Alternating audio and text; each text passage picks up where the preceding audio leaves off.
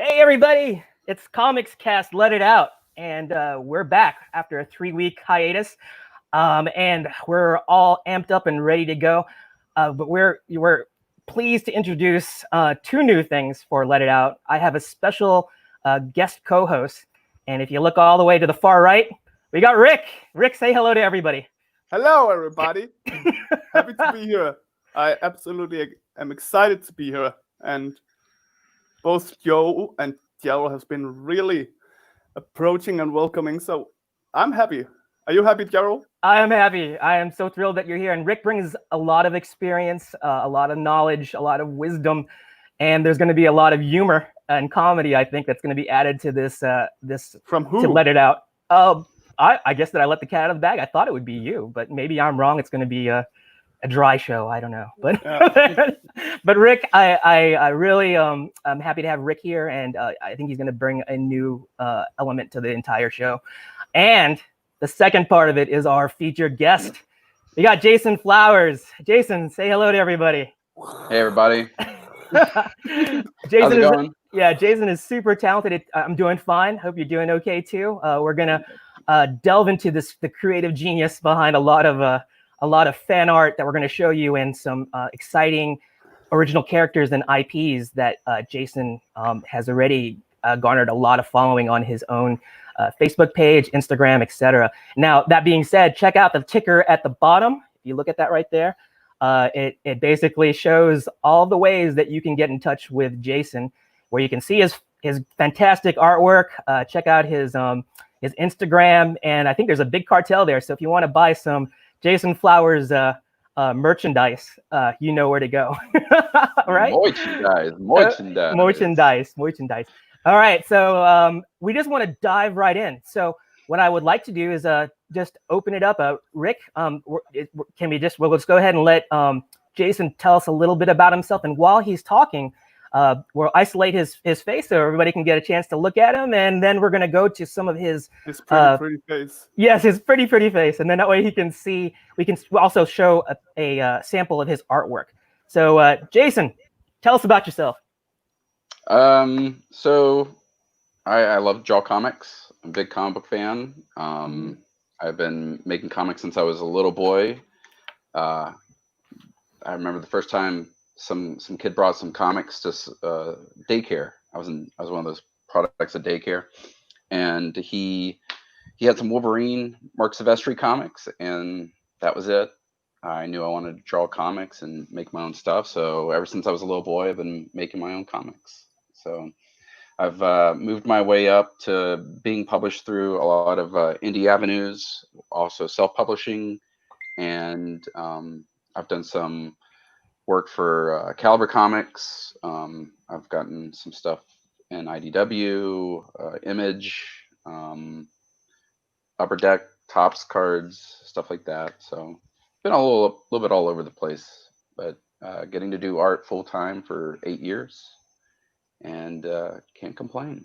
Pretty happy with it. So yeah, I've love your art style. It has a bit of a gritty texture to it, but what I really like about it is the saturation of color.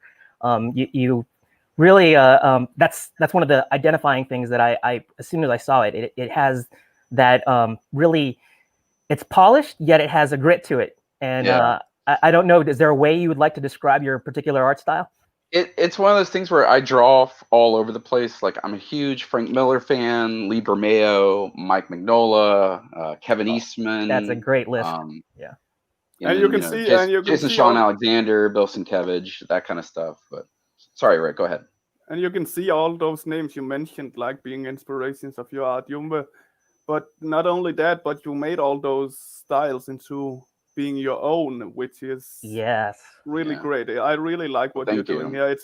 It's Ben Templesmith. I can't forget Ben Templesmith. Big Ben Templesmith fan. Yeah. Especially with the colors and stuff. So that's, I guess I can see the influence there as well. And that's just like Rick said. It's like you've been able to take all of these influences and actually make it your own style, and that's, I mean, I just really taken back by the colors, your color palettes. Yeah. And thank you. And is this done traditionally, or is this digitally, or? So I pencil and ink everything by hand. I'm really big on feeling the art and touching it. I do a lot of lately, a lot of these newer pieces that you're showing, I incorporate a lot of ink wash, and then when I scan and I color digitally. So I see. I do watercolor stuff too, and sometimes I'll incorporate that into the pieces, but mainly it's just pen and ink with ink wash, and then Photoshop colors, all sorts of weird well, it works. textures and techniques and it's stuff I can't reproduce twice kind of thing, where it's like, you ask me to do it, I'm like, it's not gonna happen. So well, that's the interesting thing too, because right now, is there any of these fan arts you want to talk about, or do you want us to jump right into your OCs and IPs? I mean, none really that stand out. I'm a huge Ghost Rider fan. I really like the Ghost Rider here. Yeah, I've been really liking a lot of the early '90s Ghost Rider stuff again, and I'm a huge Ninja Turtles fan. Anyone that follows me knows that that's what I'm into. So yeah, I think we had in our little pre-interview when I was talking to you, you said that during this whole pandemic, you were doing like was it a turtle specific live stream where you were like every day or every other day you were doing like a new turtle, and you would stream it for everybody. Yeah, so I do it's called Turtles Tuesday. Oh, it's every Tuesday. Okay. I try to draw for like a couple of hours, just nothing but Ninja Turtle characters, and try to sell them. And it's mainly like 5x7 sketches like this, or I might do one big piece and then auction it off the next day on my Facebook. Yeah, well, interesting enough, we don't actually have a turtle thing here, but that's going to be your our audience. If you want to check out his turtle drawings, or his illustrations, go to his Instagram. Or check out his Big Cartel, so you can see some of that featured TMNT artwork. Because I'm a big fan of Teenage Mutant Ninja Turtles myself. Yeah, I saw you post one. That was really cool. Awesome. And I think that was just coincidence that we were going to have you on the show. So as one fellow Turtle fan to another, glad to have you on the show. Oh, and I think Rick, huge fan as well. Rick is a fan as well. So, we forgot you were there, Rick. Yeah. Well, I was silently in off with the art here, so that's fine. Yeah, Rick is warming up. He's gonna be talking a lot here. So. I do have a question for you though. Yeah, sure. It's just basic ink wash. Yeah. And digital colors. I just I dilute the like the India ink, and I make sure it's not too dark but not too light, and then I just kind of do layering and stuff. So because at first look it just looks so. The coloring being so simple. There we go. Oh, that has such a classic Eastman and layered just vibe to it. I mean, you got the old school black and white before it went mainstream, and it got Nickelodeonized. I think. Well, and that's one of the big things for me that drew me to indie comics was, I grew up loving Ninja Turtles as a kid, like most kids our age, and then when I was in high school and I was still like really big into wanting to draw comics and making my own comics, I got back into the Turtles and didn't really realize, that they were all black and white comics, and that they pretty much created the black and white indie boom. And just seeing how their inspiration for just wanting to make a comic kind of exploded this whole new medium of indie comics. And you're so right. I remember in the 80s, that was the 80s independent comic of the moment, because there was Marvel, there was DC, and then there was TMNT. It's like you had to go to a comic book shop to find it, because it was much harder to get independent content. And that was the good thing. It's the good thing about today. We can pay homage to those independent created franchises that inspired us, and now we're going to get to show some of Jason's independent creations. So I think this is a perfect segue into that. If we can, I'm going to isolate back to that PDF that we had. And Rick, if you want to scroll through this, these are some of Jason's IPs. And I don't know if you want to. Demon Blood, I think, is the most recent one. Do you want to just do a little brief description of what Demon Blood is about? I know it's still in production, Like, It's one of those things where like since the pandemics occurred, well, my whole goal for this year was to be at home more so I could go back into making more comics because I do a lot of on the road touring, and when I'm on the road it's hard to make comics. So this whole year was like I'm gonna try to focus on making comics again. So this has kind of worked out for me. But I got the idea to let's work on 4 different projects. So right now I'm trying to focus mainly on right there you see is Bounty Bullfrog. yeah. And the other book is Demon Blood. So Demon Blood is still a little hard to explain. The idea, I don't have the whole pitch down for it. Right. And it's more like this ancient evil has come back, and only certain samurai warriors that were able to destroy it before can take it out. And in order to do that, they need to resurrect these samurai that died off well after they killed this evil.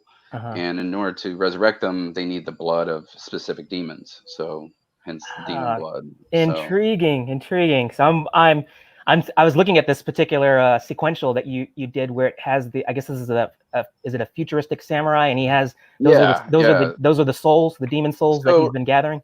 So it all started, Demon Blood started off based off of a short story of Hellboy that Mignola did, where there was these samurais, or not samurais, there were these demon heads, and what they would do is like they go through this forest eating people. I can't remember the story exactly, but they would return every night to their bodies, and so he had to capture them, and when the sun rose, then they were laid to rest because they couldn't get back to their bodies or something like that. So I thought it was really cool, this concept of these floating demon heads. And for a 24-hour comic day, I was with some friends and pretty much laid out the entire story idea for it for the first issue. And it was just supposed to be like a throwaway story, and it turned out to be kind of like this something bigger more idea. And so I just kind of elaborated on it. And so the first issue is about 27 to 30 pages. And then I've got like the second issue laid out. And, oh wow! You've already you got one issue down, and you're ready doing the second one. So is that something that you're gonna crowdfund, or is it something that you're just gonna? The goal is definitely to crowdfund. When I did AAI Wars, that was just kind of like I was working on another project, and I'm a huge, as you can see, it's a Contra throwback, homage to Contra, the first Contra video game cover, and I'm a huge Contra fan, and I was trying to work on my comic, and I was watching video games being played because it's easier for me that way. So I'm not doing it. And I was like, well, let me see the throwback to Contra. I'm a huge Contra fan, and I remember watching. So I started going through YouTube videos of, because there's like 8 different Contra games, and it just, some of the craziness in it was just ridiculous. And I'm like, why is this not a comic? So I was like, I'll make it a comic. I hear you. So and I stopped working on the project I was working on and started working on AAI Wars, and I kickstarted the first 2 issues, and then I was at a show and ran to an editor for Caliber who liked it, and we started talking to Caliber, and Caliber ended up publishing it as a graphic novel. So. Oh, that's great. Now you have to like work in there like into your AAI Wars, is that you need to put the up down left right BA select start. There's a page where there's a character who's actually he's radioing in for backup on his wristband, but his wristband is actually the Power Glove. And perfect. Yeah.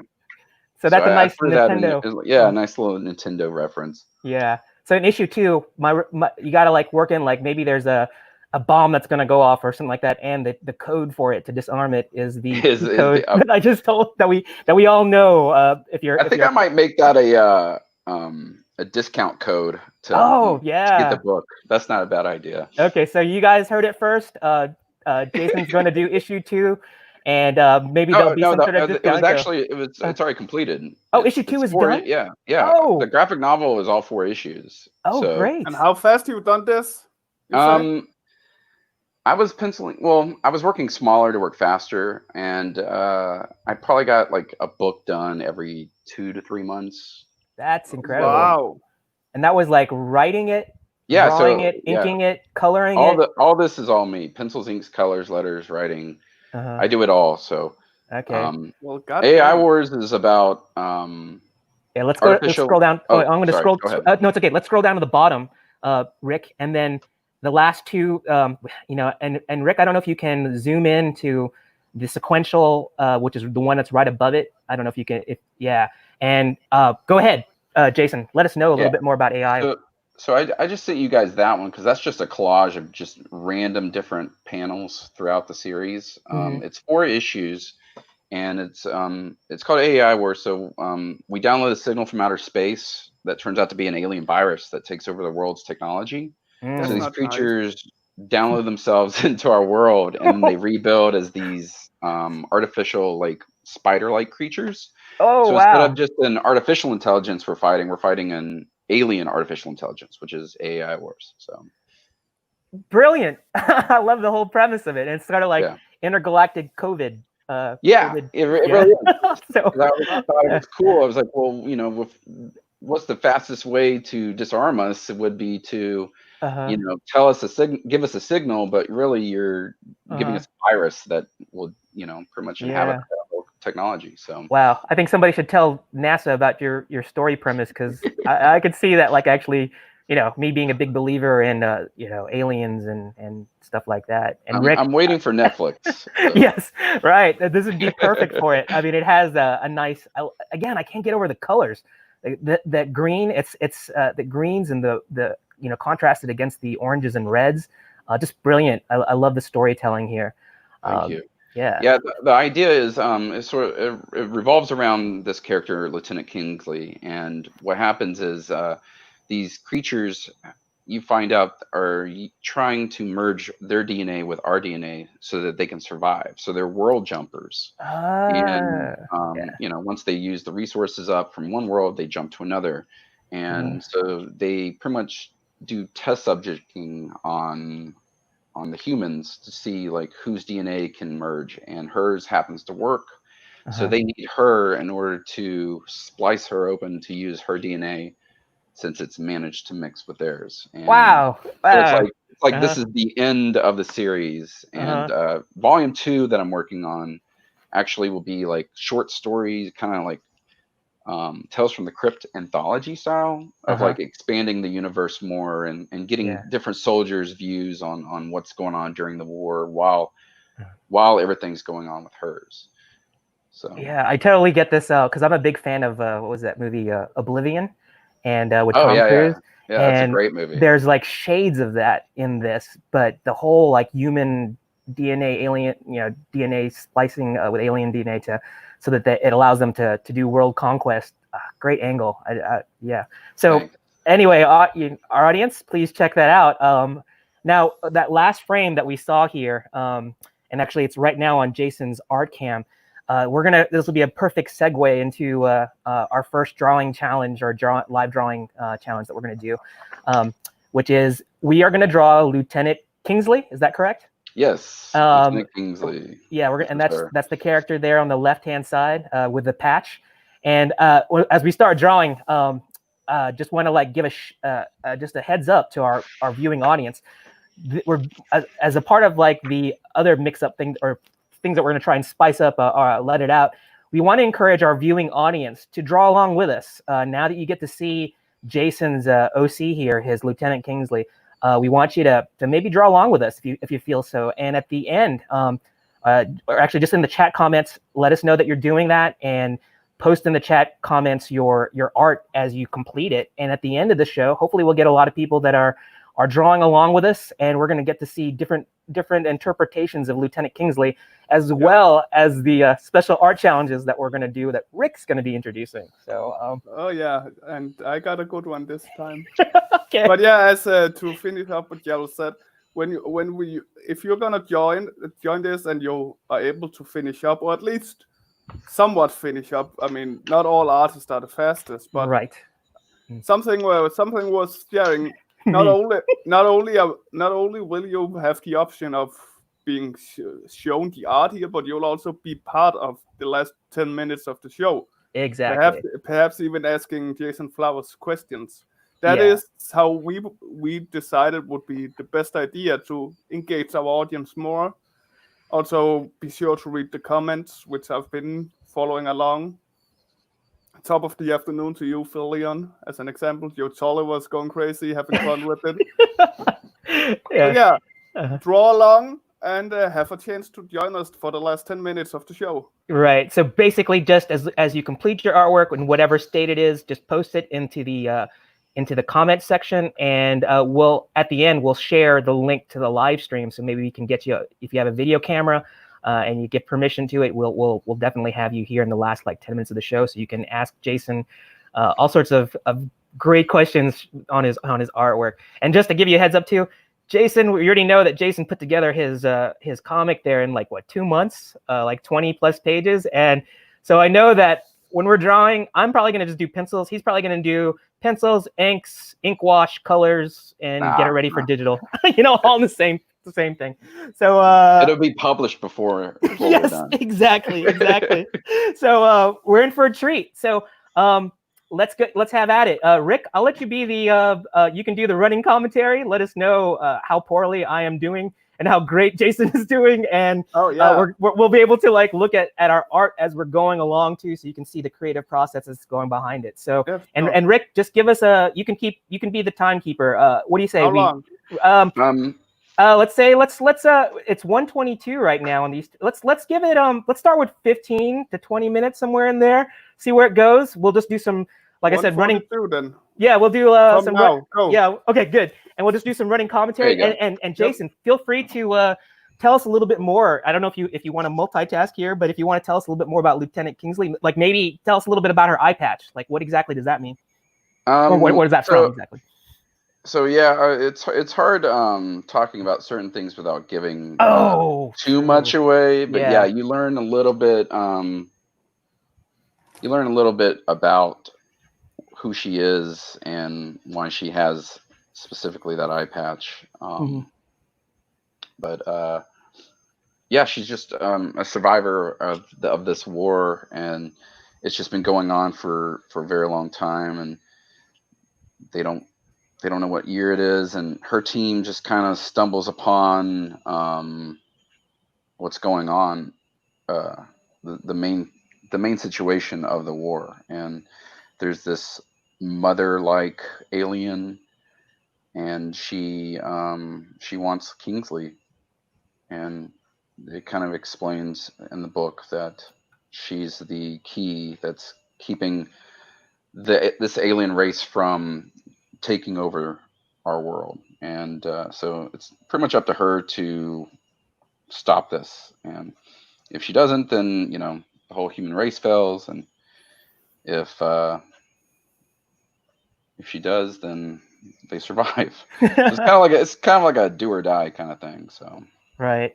Yeah, I just realized that when I asked you that question, it was a little open-ended there. So we want people to go check out and buy the book. So I don't know, is there anything that you can probably give us without giving away anything, just sort of letting us give us a little bit more insight about Lieutenant Kingsley, like her background, that isn't spoilerific, just to get us a preview of who she is and what she's about.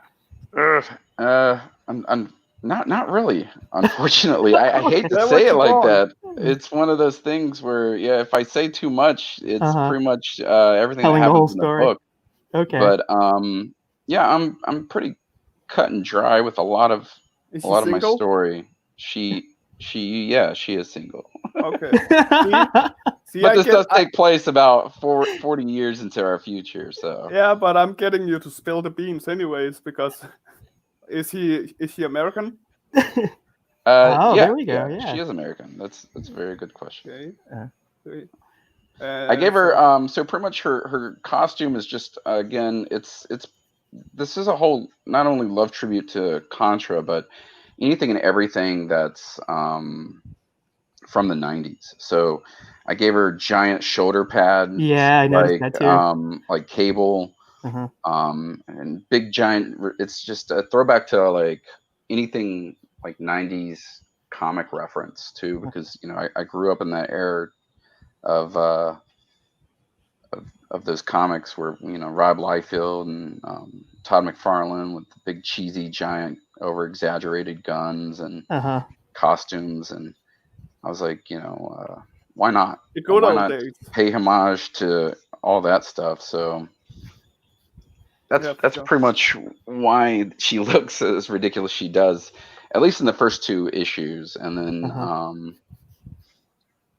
and by ridiculous you mean ridiculously good. That's the way I look at it. Just I see so much, like you said, like 90s comic love, and when you mentioned McFarlane and Liefeld, I know the shoulder pads definitely a throwback to the 90s era. Even that futuristic headset, that's a Liefeld Jim Lee thing, you know, where they do that super massive antenna with the screams Liefeld. Yeah, again, yeah. In a good way. Yeah, yes. That goes back to, like, again, my inspirations. Like, I'm all over the place. It's kind of like my love for music. I can go from Nine Inch Nails to Prince to, like, you know, David Bowie or Converge or, you know, something like. So I'm just like, my music's all over the place, and so are my reference for influences for comics too. So you would say that music is another art form that do you play instruments yourself? No, I mean, I'm not really big on being instrumental, but I hear you. I try to stick to just comics. Yeah, it's like I love music too, but I don't have a musical bone in my body. Now, Rick, I hear Rick is a great musician. Oh, well, yeah. Well, I am the master of the kazoo. Yep.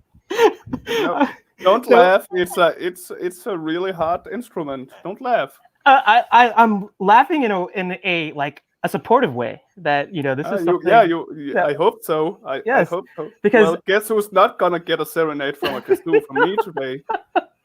Because I'm looking forward to, we're gonna do a Comic Cast special where we're gonna feature the musical musings of Rick on the kazoo. The musical art of Rick's kazoo. Yes, exactly. For sure. I'll make a Spotify as well with my songs. Oh, okay. Yes. There you go. So look for the future playlist of Rick's like I said, his musical musings. Musical skills. Exactly. Yes. Right. So I can tell. Oh, sorry. Go on. No, go ahead, Rick. I'm sorry. I guessed first, but okay. I could see on Jerel he's starting to make some actual lines that look like something other than scribbles here.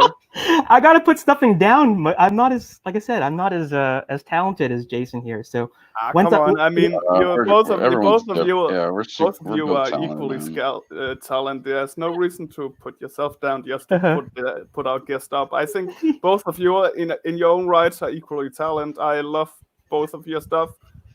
I mean, of course, I followed Jerel a lot longer than I followed Jason, but Jason is definitely one I'm gonna keep my eyes on. Well, thank you. Yeah. So once I get my initial light lines down, then I'll go in there and start putting in all the love in terms of doing much more darker lines, so people will be able to see this. So, but yeah, actually, I haven't even looked at what Jason's doing, so I'm sure whatever. I must admit that there's a light on Jason's paper that makes it a bit too light, so it's a bit hard to see. But now you're starting with the inking, so yeah, it doesn't matter that much anymore. Oh, the pressure's on! I'm not even seeing it, and he's inking already. Is that this is well? I do very rough pencils. I learned early on when I was in high school, and I had some high school buddies who were like into comics, and they wanted to draw comics with me, and you know, so I would do these detailed pencils for my comic pages, and I had a friend who he inked like one page, like half of one page or something, and after that, he's like, I don't want to do it anymore, and I was like, all right, well, fine, I'll ink it, and I got probably like half into that page myself, and was like, I don't want to do this anymore, so I just learned early on that I should probably just ink myself. And I mean, a lot of artists does go from very scribbly sketch lines and directly to ink. Like Jim Lee does it sometimes when he has to do. I love his watching best work. Jim. Yeah, he's He- insane. Incredible. He makes can me hate go- myself. He inspires me to push on rather than hate myself. It's And it's that's one of, why it's one of those love-hate relationships where like I half think the that's time right, it that- is. Yeah, let's do it." exactly. You have to push your own vision on how to see it. Instead of hating your own stuff, that's something I learned at a very young age. Instead of hating your own stuff, start pushing yourself to be as good as the ones that you like. Get the commitment and motivation rather than the demotivation. Yeah, exactly. And I think that's I guess it's just a good bit of wisdom there for all independent creators, is that, don't focus on maybe on the like your skill level in terms of like what you'd like to be and what your inspirations are in terms of like Jim Lee or Todd McFarlane or Rob Liefeld. It's just sort of like you got to level up. Use it as a means to motivate, not a means to like discourage. I mean, Jim Lee has done this for almost 40 years now. Yes. Yeah. Well, and that's the thing I tell myself. It's like, you got to remember, Jason, this guy has been in the field, an extra 20 years longer than you have, and but that's how your brain works. It would rather put you down than cheer you up. So you have to force it to help motivate you instead of putting you down. It's a mental thing. Again, something I learned both the hard way and a long time ago, that the only one that can truly motivate you to do work or be happy with what you're doing is yourself, not the outside voices. Exactly. I mean, they help, but depending on how you feel yourself, maybe it won't matter, because if you don't listen to it, you don't listen to it, right? Yeah, and I got tons of voices going on in my head, so it's sort of like gotta like filter out those negative voices, right? Well, you shouldn't have invited me to co-host this if you wanted your negative voices out, Jerel. Yeah, I think I'm gonna have to have a psych evaluation with you, and you can tell me how I can exercise those extra voices in my head. Just stop talking with me, and it'll be fine. Okay. Nah. No, it's really good, and you're doing it really fast, Jason. I mean, holy poop on a platter. Well, I took what inspired this to even get made. This specific book was again, it goes back to Ben Templesmith. I'm a big fan of Templesmith's work, but overall, I'm a big fan of his productivity. Like, he just he makes the books and he just puts them out. He's not worrying about. I know there's some artists where they kill themselves with, I got to make this book look as perfect as possible. Yeah. That book might come out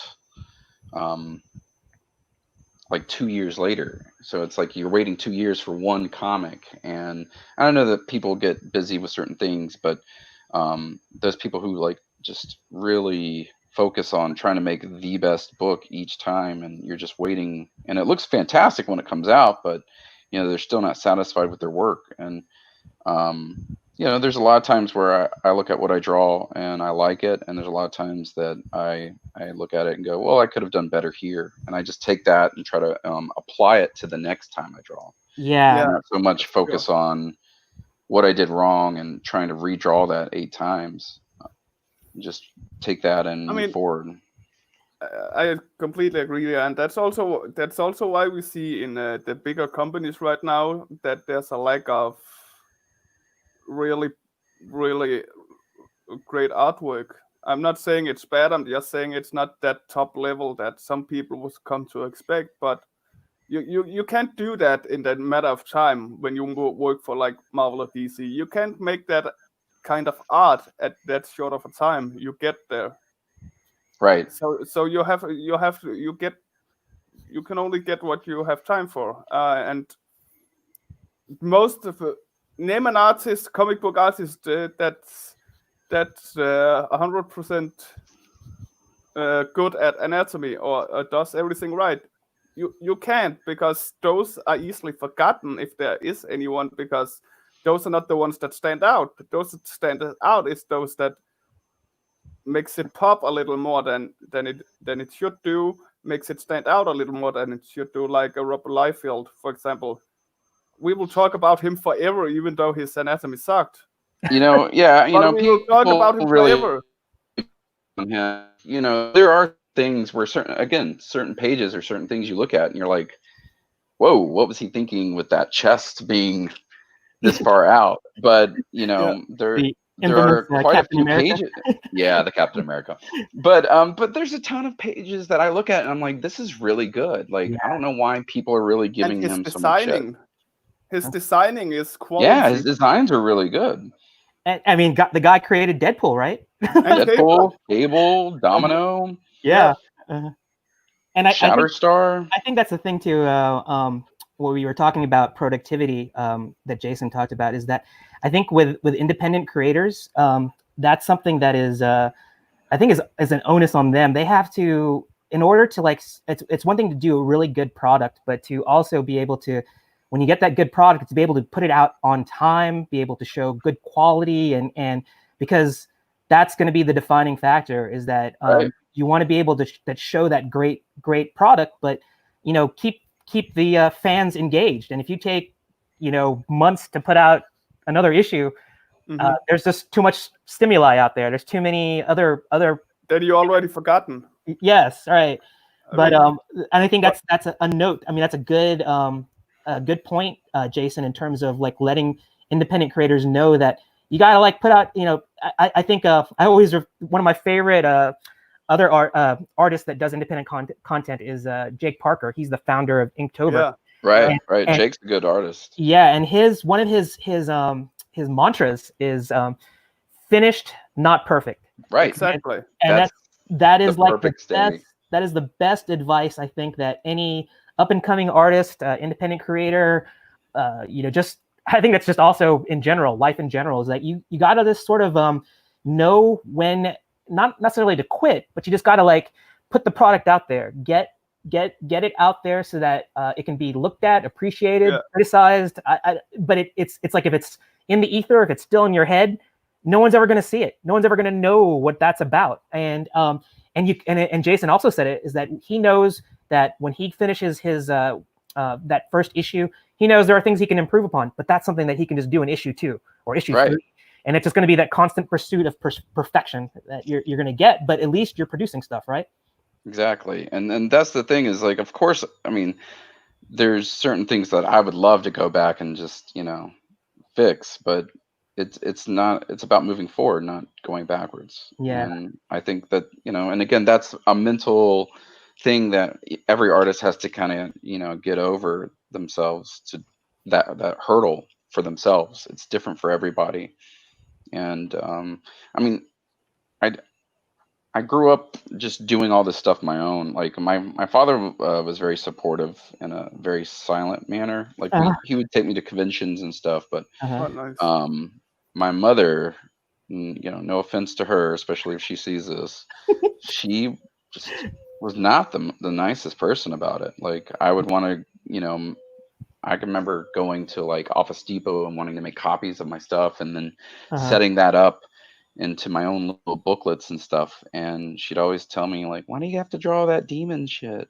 And, you know, and it's like, thanks, Mom. Like, damn. Well, you know, I think that was her quiet way of telling you should maybe try and branch out. You can do demons and you can do My Little Pony, or well, she was very like, why can't you draw, you know, Disney? And it's like, that's not what I like. I like these monsters. I love drawing monsters, and I love drawing you know, Ninja Turtles and superheroes and stuff like that. So they still can't wrap their heads around the fact that I can do this for a living. So that's the problem with many parents, isn't it? But you know, that's their generation. So yeah, you know, I mean, my dad still kind of don't understand it. He's very militant. Militant, or he's in the military? No, in his ways of doing things.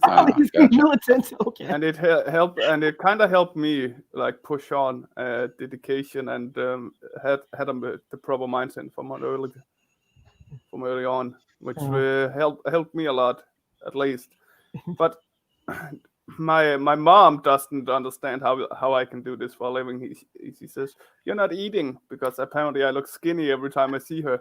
And are you even eating? Do you even have food? Yeah, Mom. Yeah, I get paid. Psst, that's you're not getting paid. Get a real job. Okay. That's funny for me because my mom was like saying, "You need to lose weight, Jerel." I guess I should have got. I'm not embodying the starving artist. I'm the starving the graphic designer. I need to like. You're eating too well. Yes, you're eating too well. As an artist, you're eating too well. Yes, you're making us look bad. Stop it, Jerel. giving starving artists a bad name. Right, right. For shame. For shame. For shame. For shame. But yeah, I'm having fun drawing this. I see as I'm drawing it. And as you say that, we actually just hit the mark. Oh, we did? Yeah. Okay.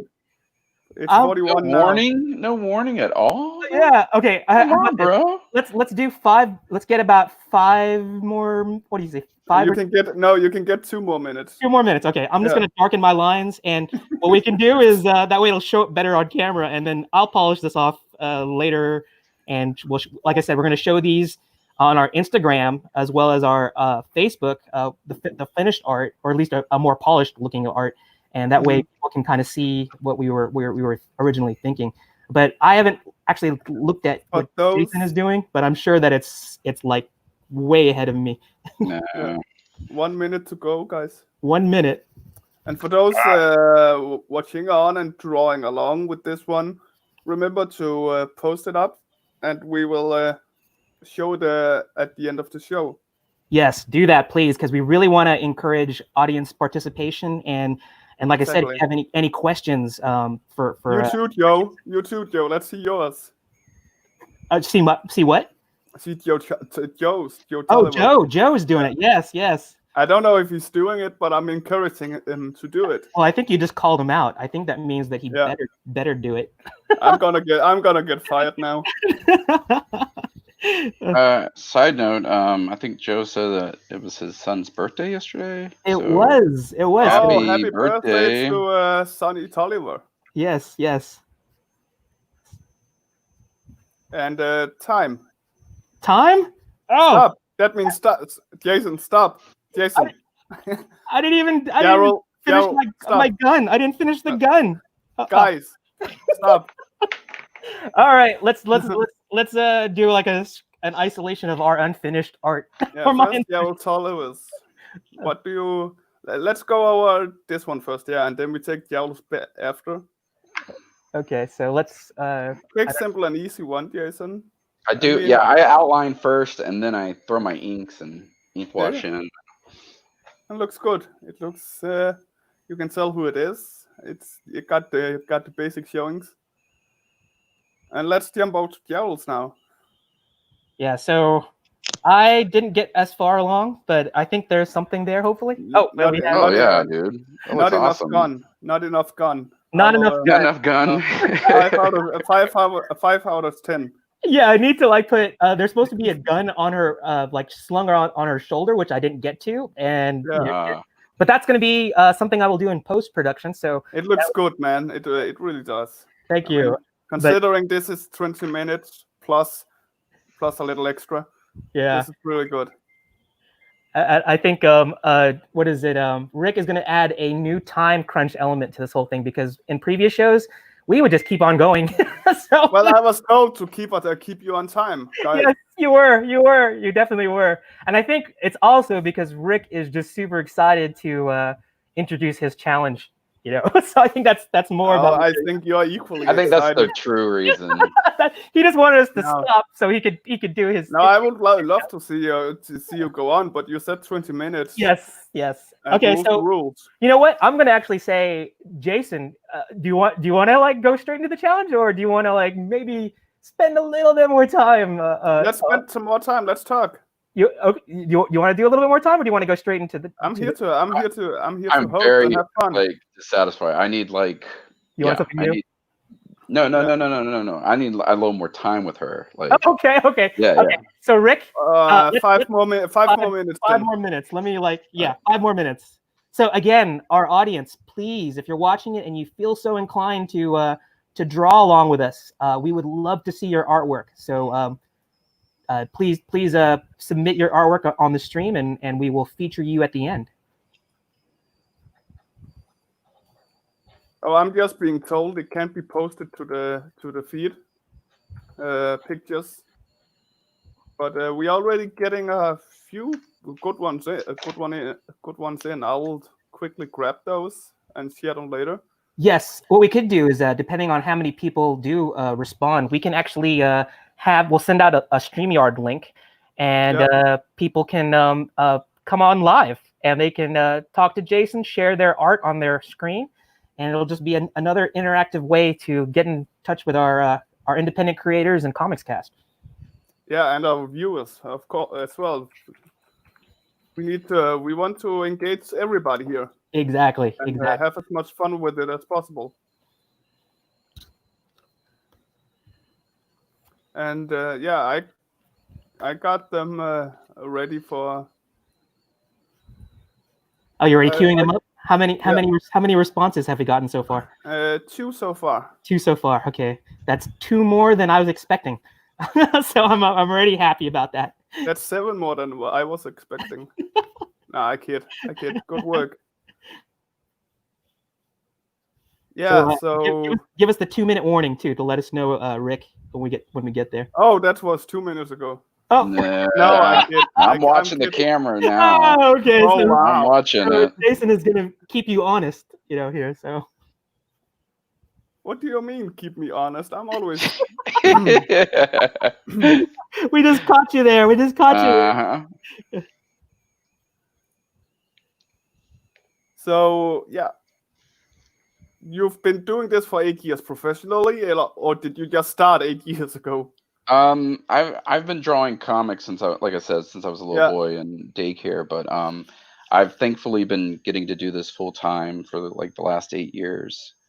I worked retail for about 10, and I was drawing comics and going to shows still. I've been setting up at shows since I was 15 years old. Oh, wow. At just little local shows and stuff, and then hitting up certain smaller but bigger shows through this Southeast. And I was working for Hot Topic, and I had a douchebag of a manager, and he finally let me go. And so I was just trying to figure out what to do. I had just come back from vacation, where my vacation was pretty much going to shows and setting up. I was coming back from MegaCon in Orlando, Florida, and 1 more minute. 1 more minute. Okay. It was one of those things where it's okay, well, do I want to go find another shitty job, or do I want to try to do this full time? And I was in thankfully a great position to try to do it full time. So I was doing conventions, just selling my art prints and doing commissions and stuff. But it was the last couple of years where I just wasn't satisfied with doing the art print stuff anymore, because I was always making comics, and I wanted to do something else. So I came back to making comics, and that's when I did AAI Wars, and Caliber picked it up, and it's been kind of moving forward ever since. So I'm very grateful. Yeah, I love that story. We can thank the Hot Topics manager, who was a total butthole to you. Doug. Thank you, Doug. Thanks, Doug. Doug. No, you have to with a lot of O's, Doug. Doug. Thanks, Doug. You blessed us with the amazing talent. No, I mean, I tell him, I tell myself all the time, if it wasn't for him firing me, I'd probably still be working retail. And sometimes I think we were so comfortable with where we are in our lives that we're too afraid to be pushed into the direction we need to or want to go. We don't. We humans are secure kind of people, very pack-like animals. They want to stay where they feel safe. Right. And comfort zones. The comfort zone, right? How to get out of that comfort zone. And so I kind of was forced out of it, and I look at it as a blessing instead of being a bad thing. So yeah, absolutely, and that's why you're here with us, because we get to share your talents with our viewing audience here. And we're done. We are done. Okay, I feel a little bit better. Oh, I feel a little better, but it's not still there. I'm gonna do a lot of post-production stuff. James, stop. Don't make me don't make me get over there. Okay, well, amazing 5 minutes. Just what 5 minutes can do. It looks. Jerel still look like Jerel. Yeah, right. Nah, it's good. No, it looks awesome. It is good, dude. man. I mean, Looks really cool. You kept your style, but still made it obvious who it is, and that's the two most important things in fan art. You're right, and oh, look at that! He's already put all this black ink washes in there. Oh, jeez. I think if we gave him another 5 minutes, he'd probably be putting in the colors. But we are not. You had your time, Jerel. Stop pushing it. Oh, I just was trying to say that we'd be in for a bigger treat. We get to see to see the colors, right?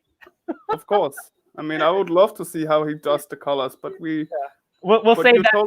You told me to be serious, and we will save that for later. Yes, I am. You're making me. You're keeping me honest. So I will do that. And this will be just a treat. A thing that our audience can look forward to is that Jason and myself will spend a little extra time off the show, and we're going to be posting these on Facebook and our Instagram page. So please check that out. And I'll share that with Jason too, so he can put it on. And remember, guys, if you have worked on this, send it to the Comicscast Messenger team. They will receive your versions. I right now got 2 so far. I would like to show them if I could get my share screen up on the screen here. Let's see. Yeah, let's go ahead and. How is it not? All right. There you go. Here we go. This is the first one, according to. Nice. Joe, this is that's a kid called Logan. He's only 13 years old. Logan, 13 years old. Very awesome, dude. Very, very good work. I like it. I can again. It's proper fan art. You can see who it is immediately, and that's the important thing in fan art, in my opinion. Yeah, tremendous job, Logan. And the second one is from Alan Michael. All right, let's see. Just switch it over here. Nice. Yeah, we got kind of like an anime manga style.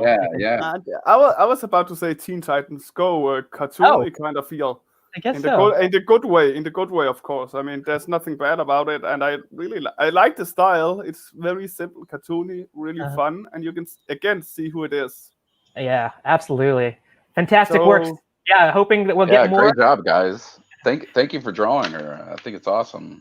And remember, if you want to be part of this, make your own, or wait now that the challenge will be coming in a second from me. Draw along with that one, and send it to Comicscast Messenger. Scared of this one. Yes, I am actually guys, I'm trying to give info here. Could you go for it? I'm trying. Sorry about them.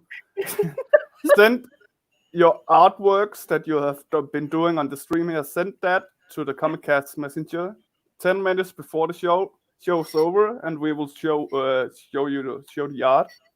And maybe even get you in here to talk a little about it. Ask the great Jason Flowers some questions. Yes. I've been wondering, Jason, what kind of flower are you? Flower power. I was expecting like Venus flytrap or Little Shop of Horrors, that type of flower. But flower power. Yeah, I always picture it as that power up that Mario always gets, where he can spit the fireballs. Oh yeah. I totally get that. I have to apologize. The names, I got the names backwards. Oh, it wasn't Logan? No, I was confused with the names. Let me just. I am so professional. While you're doing that, we're gonna draw some more on our pieces. No, Jason, no. The last one was from Logan, the more cartoony one. Okay, gotcha. It was a flip. Yeah. It was a flip. But you know what? They were both great. They looked great. Yeah, they both look really great. Okay. I'm gonna blame Joe for that, you. and not me. Oh, It's that's Joe. easier. That's Joe's fault. No. Okay. It doesn't matter. I hope you get it, Logan, and Logan and Al Michael. Both of you did really good job considering the short time. Okay. Yeah. And keep it up. I'm gonna put Rick's email so everybody can send hate mail to Rick for messing that up. I got a lot of that already. So just... Okay. All right. So the moment we've all been waiting for, aside from seeing the great work of Jason Flower Power, we're gonna get this awesome challenge. It's gonna be earth shattering. So here we go. So I asked a little beforehand in the pre-show if you two guys were gamers, because I had to come up with a character. Basically, I'll mention a character that hopefully these two guys doesn't know about, and they are not allowed to look at reference or anything like that. I will give them some info from the Wikipedia. Okay. Of the character. Okay. That's the only thing I'm gonna give you. Intriguing. And you're gonna have to do it from that. And in the end, I will show you the actual character. All right. So those of you who are listening to Rick, please absorb it and do your own interpretation based on Rick's description, because I might know the character. You might know the character. And don't cheat, our audience out there, because both Jason and I are not going to the internet to like look up who this obscure character that he's going to give us. So it's going to be part of the fun, is this kind of interpreting it based on. All right. Are you ready? All right. So how much time do we get? So that's clear. Jason and I want to. We get 30 minutes. 30 minutes. Okay. All right. Hit us. This is from the game BioShock. BioShock. And the character is Big Daddy. Oh, I know who that is. Oh, so do you know, Jason? Is that the big giant thing with the drill? Oh, because we kind of know who it is, and I think that takes away a little bit of the spiel. But you know what? Let's do it. Let's just do it. The time started. The time starting. I don't. No reference. No. I have no. I vaguely remember. I will. I'm assuming that's the character. So I will talk a little about the. Yeah, tell us about give me some reference here. Or the Big Daddy was an idea brought to Andrew Ryan by Dr. Yi Su Chung. Knew that little sisters would not survive gathering Adam in Rapture alone. So he proposed that he create a group of protectors to patrol the city with the sisters on their hunt for the precise resource. Although they may appear mechanical, every Big Daddy started as a human being. It's unclear whether the humans being converted had volunteered or were forced to. Dr. Su Chung expressed his worry that they would have trouble finding suitable candidates, though Ryan assured him that there would be no problem. So it's actually not completely robot from what it says here, but there is some part robotic in it. And of course, I had a feeling you might know and at least know the name. Yes. I didn't want to be too mean to you guys. So for those working at home, you got 30 minutes. Big Daddy from BioShock. Yeah. And remember your comments. If you got any question in the comments, ask them away. I will read them out loud for you. What do their faces look like? Or exactly, do they have any... Jason, that's your problem. that's for you to know. Okay. Do they have any weapons, or do they? There you go. Yeah, maybe. I've given you all that I want to give you. That's all the information we're getting? Okay, all right. I said they weren't all mechanical. Even though they might not all look mechanical. Like it. Okay. But they're protectors of the little sisters. Yep. Little sisters. Little sisters. Okay. Okay. And Jerel is going hard here. He's intended. He wants to impress here, ladies and gentlemen. Look at him go.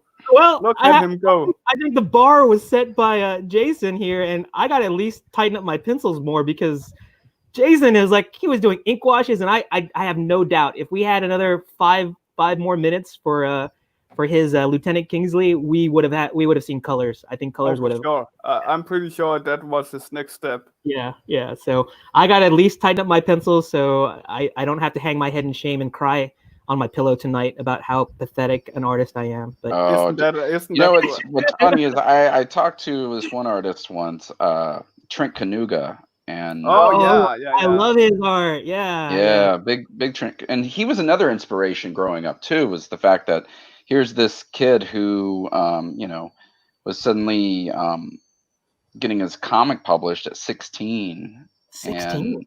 And for Creed. And wow, yeah. So it was really inspiring as a 15, or I think I was like 13 or 12, something like that, when it was happening for him. And it was inspiring to see that and go, wow, like that, it's not unachievable for me, like I can get that same thing happen to me, or I could publish my own self, or get my work published. So it was nice to see that you didn't have to be in your 30s or 40s to get anywhere. And well, thank God, because I'm right. I'm past that. It's sort of like too late for you, Jerel. Yeah, I know, too late for me. But I got inspired. How old are you, Jerel? Asian secret. Asian secret 250. Exactly. Confucius says Jerel is the same age as Dragon on Mountaintop. Yeah. Well, you look super young, my friend. Oh, okay. Well, thank you very much. Both of you do. Well, I am super young, but thank you. Now I'm 34, so I'm feeling old. You're 34? Yeah. Oh my gosh, I'm 38. So. Oh, okay. I'll let you guys know. I got years on both of you, so you're probably like 62. Yeah, something like that. I thought about retiring because that's I'm at that retiring. But then you realize that meant you had to stay at home. No, sorry. Well, that's kind of like where we all are at. I think we're all staying from home right now. So yes, exactly. Your wife were like, "No, you're not gonna be here 24/7. You go to work." How much time do we have, Rick? Yes. Let us know. You still got about 20 minutes. 20 minutes, good. Oh, it's plenty of time.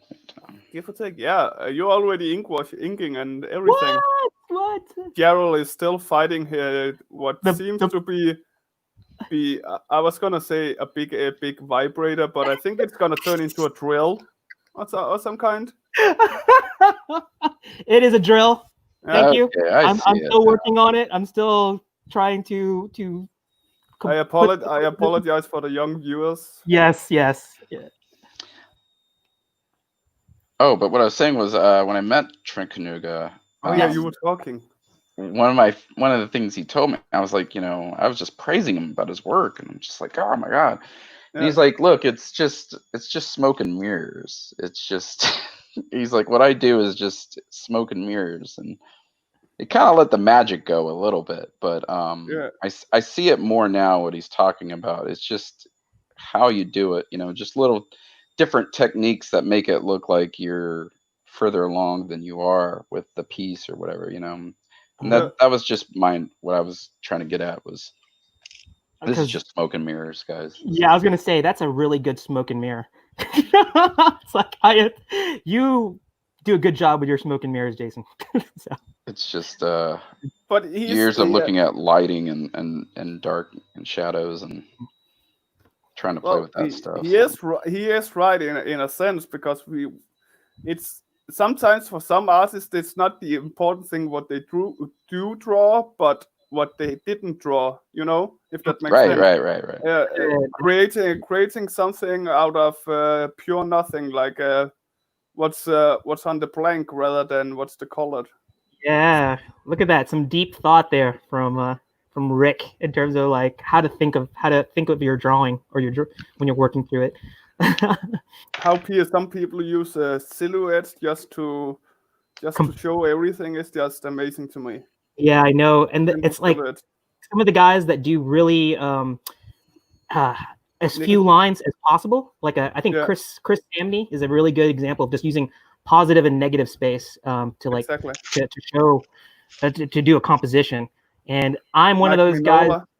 Mignola. Mignola, Yeah, brilliant. big Mignola fan. Like I said, just anything Mignola or Sure. Lee Bermeo. Are you guys familiar with Bermeo? Oh yeah. I remember the name. It doesn't pop right in my head. He's now. mainly well known now for his Batman stuff. He did the Batman Damned. Yeah. Yes. Yeah. Then Controversial. controversial. Him. Yeah, I love that. I don't know the controversy, but I love the art. He drew the male anatomy outline in shadow of Batman, and Rick is pretending he doesn't know the controversy. He knows the controversy. I figured you, of all people, would know this. I maybe not. I'm Danish. I maybe not have been as offended as some other countries. And that was the thing. It didn't bother me. It's like, okay, cool. And why make a big scene out of it? Okay, so that's a penis. Right. But some people.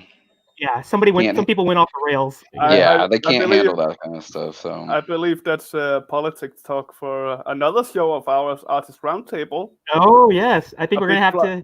See, I can plug as well. Yes. So just like Rick said, maybe that'll be a topic on Artist Roundtable. There you go. You're going. Anything else you guys would love to have me on? I'd love to interact more with you guys. You guys are awesome. Yeah, we're definitely going to have you back. In fact, when you're ready to publish you said it's a collected graphic novel edition of AAI Wars. Is that correct? Is that something Caliber? Are you familiar with who Caliber is? No. Go ahead and give us a little bit of the lowdown in terms of Caliber Comics and your relationship with them. A little history of Caliber Comics. They were one of the leading publishers back in the late 80s, early 90s. They published the original Crow. Oh, yeah. Kabuki from David Mack. Michael Bendez got his start there. Paul Pope's been in there. Guy Davis. Anyone who's really big in the industry. Joe Pruitt, James Pruitt, Philippe Xavier. Anyone and everyone that if started in comics started pretty much through these guys, and they were one of the leading. 3 more minutes. 3 minutes? No, wait, no. I was like, wait a minute, like, how did it get that fast? 13 more minutes. Oh, okay. Yeah, that sounds Sorry, more like it. That's my bad. All right, you just interrupted a great story here too. All right, it's scaring us. Let's figure. Tell us about Caliber. I started panicking. I was like, I saw the panic in Jerel's face. That's why I did it. He lives for that. All right, go ahead. Go ahead, Jason. But yeah, so they, all these people started there, and when I was going to these smaller conventions growing up too, a lot of them actually lived in Atlanta, and though the company's based in Michigan, and they so a lot of the indie stuff again was a big thing for me is the stuff they've kind of stopped a lot. Gary Reed was one of the founding members and publishers, and he passed a couple of years ago. But they put the book out in last year. Actually, it came out last March or April. And so it was kind of a big achievement for me because I grew up loving Caliber Comics so much, and all the stuff that these well-known artists came from and writers, and to be just a tiny part of that through this company has been really cool. I can imagine that. It would be like working on the Teenage Mutant Ninja Turtles now. Right. Even though it's far from as popular as it was then. I actually just in November got to do a cover for Ninja Turtles. Oh, nice. I did a retail cover and for issue 99. So that was a dream come true, and for sure I can imagine. I got a friend who just finished a turtle cover as well. There it is. I'm not gonna talk too much about it because he's gonna be in a show soon on this channel. But yeah, Aaron Bartling just finished Teenage Mutant Ninja Turtles cover. Very Yeah. cool. Yeah. It's been a dream come true. I got a question here from Comics Cast themselves. I guess that's Joe right now. Possibly, it's not me. Jason, do you cut into your blacks? And if so, what do you use? White out or white ink? Yeah, I use both. I use whatever works, honestly. I grew up thinking that I had to have these specific tools and do things a specific way. Yeah. And in order to be like those artists that I admire and love. But honestly, I've learned over the years that it's just whatever works for you. It's like smoke and mirrors, man. For the longest time, I didn't know that like Kevin Eastman did a lot of his drawings with Sharpie. Yeah. And like Really? wedged Sharpies and stuff. Like he just always just used those, and that just kind of like blew my mind. I got to set up next to him one year at Dragon Con, and you're lucky, sod. it was a dream come true. I am totally jealous. Did you keep on asking him questions while you were? Oh yeah, throughout the whole show. I mean, he was super nice. He had just like the IDW series had just come back out, and oh yeah, he was super nice guy, and he just would people would come up and be like showing him rare books, and he'd be like, "Hey Jason, check this out," and I'm like, "Ah, sure." Be happy. You know my name. I'm in your presence. Oh, okay. It's like. So it was cool, yeah. I mean, I'm not worthy. Like I said, he's been a huge inspiration, and just him and Peter Laird and the whole crew of Turtles, and that whole success story has just been really nice. Oh yeah, I just recently started buying the newest Collected Works series. Oh yeah, it's really good. It's actually really good. Really good. I haven't kept up with it. Did they reveal who the last Ronin is, or is that still like under wraps? That book comes out in August. That comes out in August, and as I said, that's one of the covers my friend has been making. Yeah, so I'm looking forward to that, because I know. Yeah, I guess what we're talking about Turtles. Jason, what's your feeling on the fifth turtle? Jenica, yeah, she's pretty awesome, honestly. Because I know there's been a lot of people that are totally against it, and then some people that are totally for it. Where do you fall?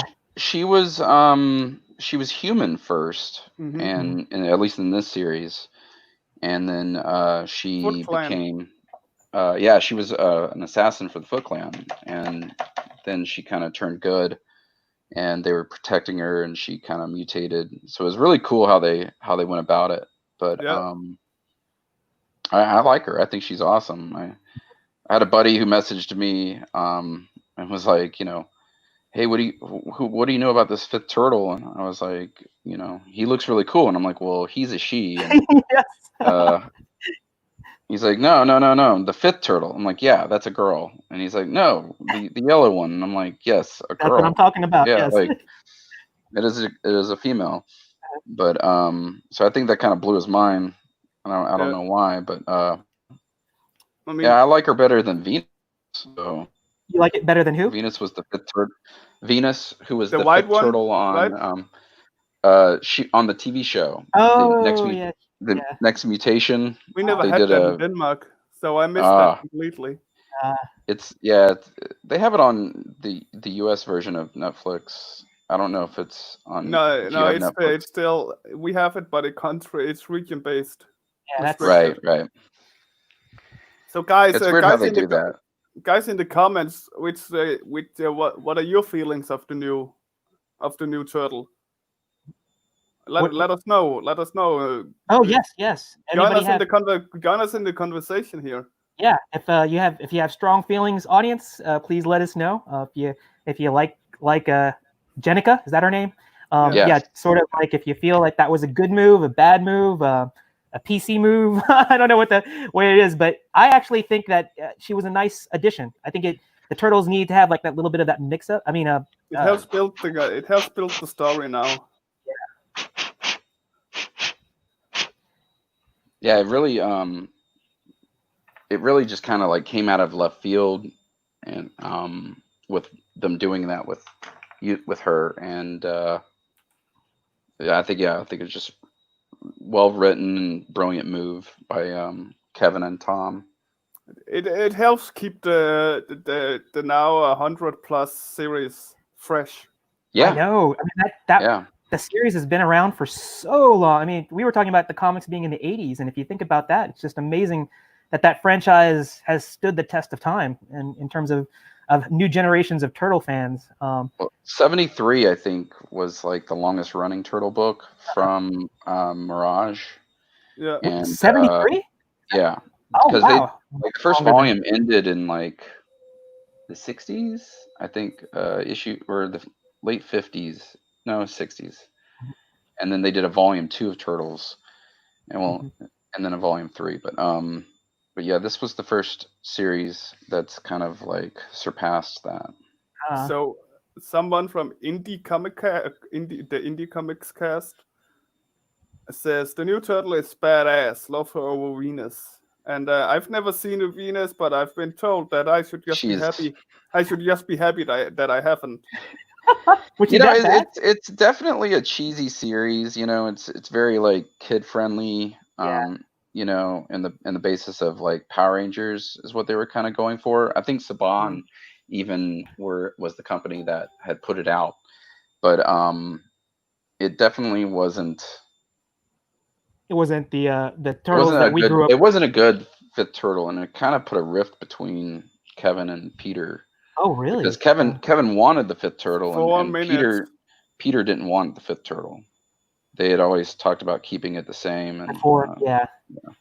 I think that would probably be the only thing that I think Jenica's cool from what I've seen her concept and things like that. But it's, you know, when you think of their names and them being the 4 Renaissance masters, right. That's the only thing that I guess I would say. Well, that's the objection I would have to it. But you know what? It's all about, you know, it's 2020. I like that she doesn't have a Renaissance name, because that also helps you tell that, okay, she's not part of the brothers. Right. She's not part of that family.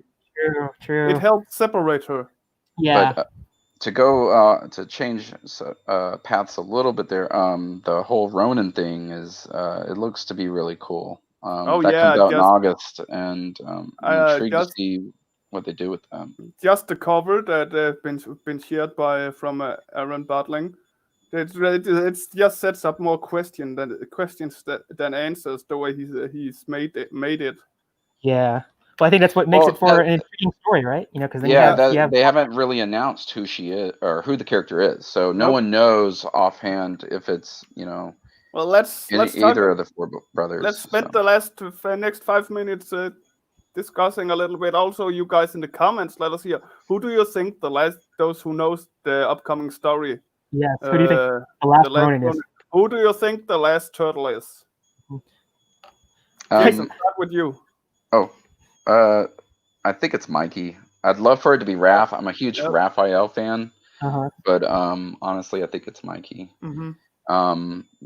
Just because of what people's kind of investigated past interviews with Kevin, talking about ideas that they had. They're looking for clues in his interviews. So past interviews that they've talked to him, and it's kind of like hinted that it's him, but I don't know. Like I don't care either way. I don't have anyone in particular that I need it to be. As long as it's a good story, right? Yeah, I mean, I think it'd be great if there's some way that they can keep the mystery of who he is secret throughout the whole thing. Yeah, for as long as possible. That could be awesome. Not directly say it at all who the last Ronin is. Yeah, I think that would be cool. My personal opinion is I agree with you, Jason. Storytelling wise, I think Michelangelo is the most empathic of them all.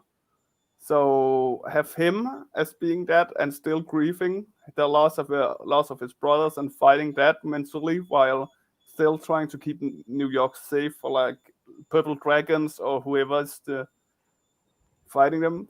I think he's the most emotional one, at least in the IDW universe. So I think he would be the best choice when it comes to the story writing, in my opinion. But I agree with you. It could also be Leo, still judging himself for not being a proper leader and sacrificing himself to save his brothers. It could be different reasons. Yeah. And Mike would just be angry. My fan theory is, and it's cheesy, but they've merged all into one. I think that's a good I don't know one, how too. far you are, Rick. It's hard without giving spoilers of the series directly. But there was where Jennifer. Okay, so you know what happened with Donatello then, right?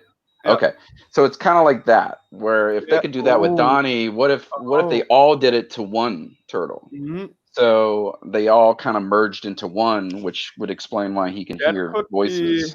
That could be weird. Because in the preview comic, they show you that he can hear the voices of his brothers talking to him. So it makes me go like, is that what happened? Like, did they merge all together to make one? They like did a Power Ranger move and morphed all together. Well, that could make sense then, because if you remember the cover from Aaron Bartling, his three brothers in ghost form is right behind him. Yeah. It might not be ghost form. It might be a mental projection that he's making of them, right? Could be, yeah. Maybe it's Joe just wrote it's probably April in a turtle costume. That was it. Yeah, I agree. Craigie B. Birtles. Right now we are talking about the upcoming Teenage Mutant Ninja Turtles Ronin coming up. And Alan Michael Ward would be really wanted it to be Donatello. I agree, there's potential for everybody.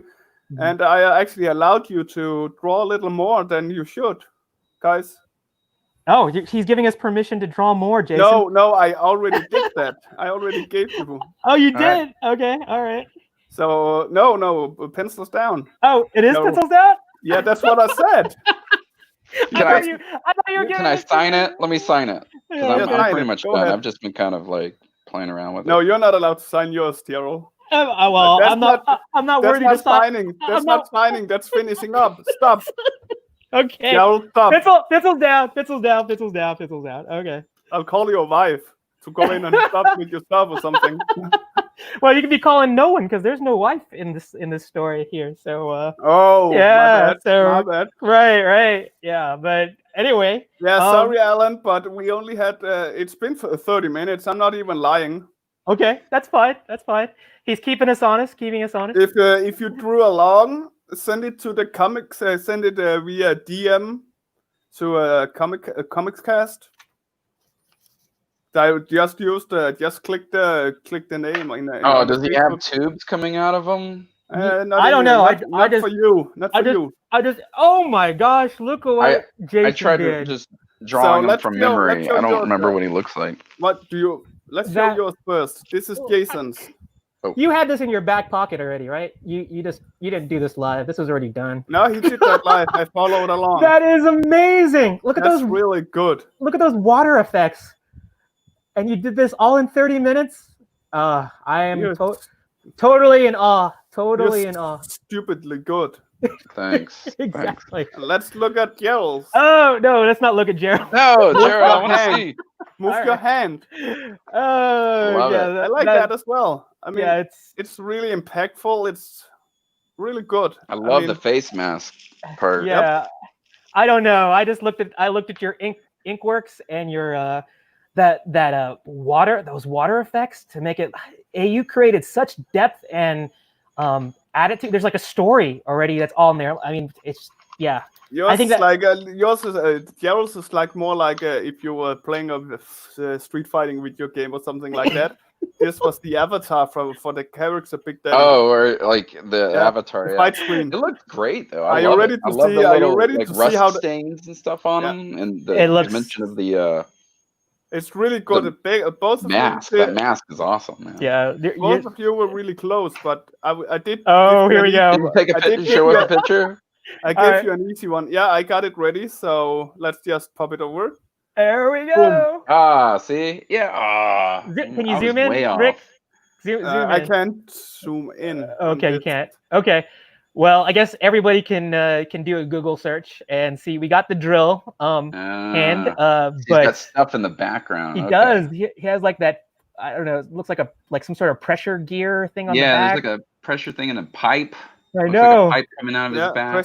There's a pressure vault here. Yeah, and There's he has probably a pipe here to release some of that pressure as well. and the helmet is totally grill. different. It has It's way off. I was way off. we got that it's round. It's a round helmet. You had the basic. I just remember it being kind of like a those old timey like scuba gear kind of. Yeah, I thought that as well before I started watching the pictures here. I was like, hey, wait. Yeah. I remember wrong, but you're right. We got Jason and I got caught up in thinking of like what was that movie with Cuba Gooding Jr. and was it Men of Honor, I think, where he was like this he was like a black Navy SEAL who was deep diver, or he had the classic. And that's what I'm talking about. I got that stuck in my head, and I didn't even. I was thinking of like 20,000 Leagues Under the Sea. Yes, that too. You both of you did a really good job. Craigie B. Birtles. Sorry if I screwed up your name. I probably did. Insane movement in that black and white picture, Jason. He says. I'm sorry. Good move. There's good move. Craigie B. Birtles compliments your movement in your black and white. Yeah, I am totally in awe with Alan Michael Jason Ward loves both of your stuff. Thank you. And he himself tried, and he was way off apparently.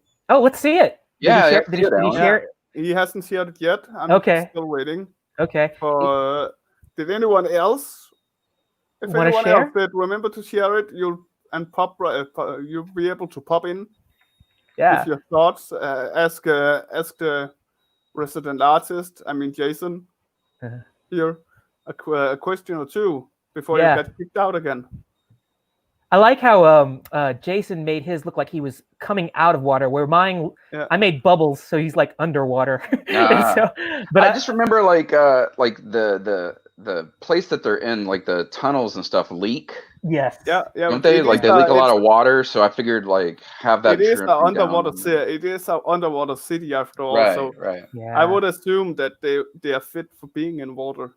I'm gonna have to like play that game now and like reminisce, because I think I played it like back when it was on, was it PS2 or PS3? I can't remember. I think it was Xbox only for a while. Was it? I think it was only on Xbox, and then maybe later they ported it over. Yeah, but it looks really cool. Looks like a cool game. We had a lot of fun. Thanks, Rick, for the challenge and for being merciful in terms of giving us a character that wasn't so obscure, as well as giving us some more time to realize it. I think I need another hour or day to get to a level that Jason had his at, but it was fun. We also got the one at least from Aaron.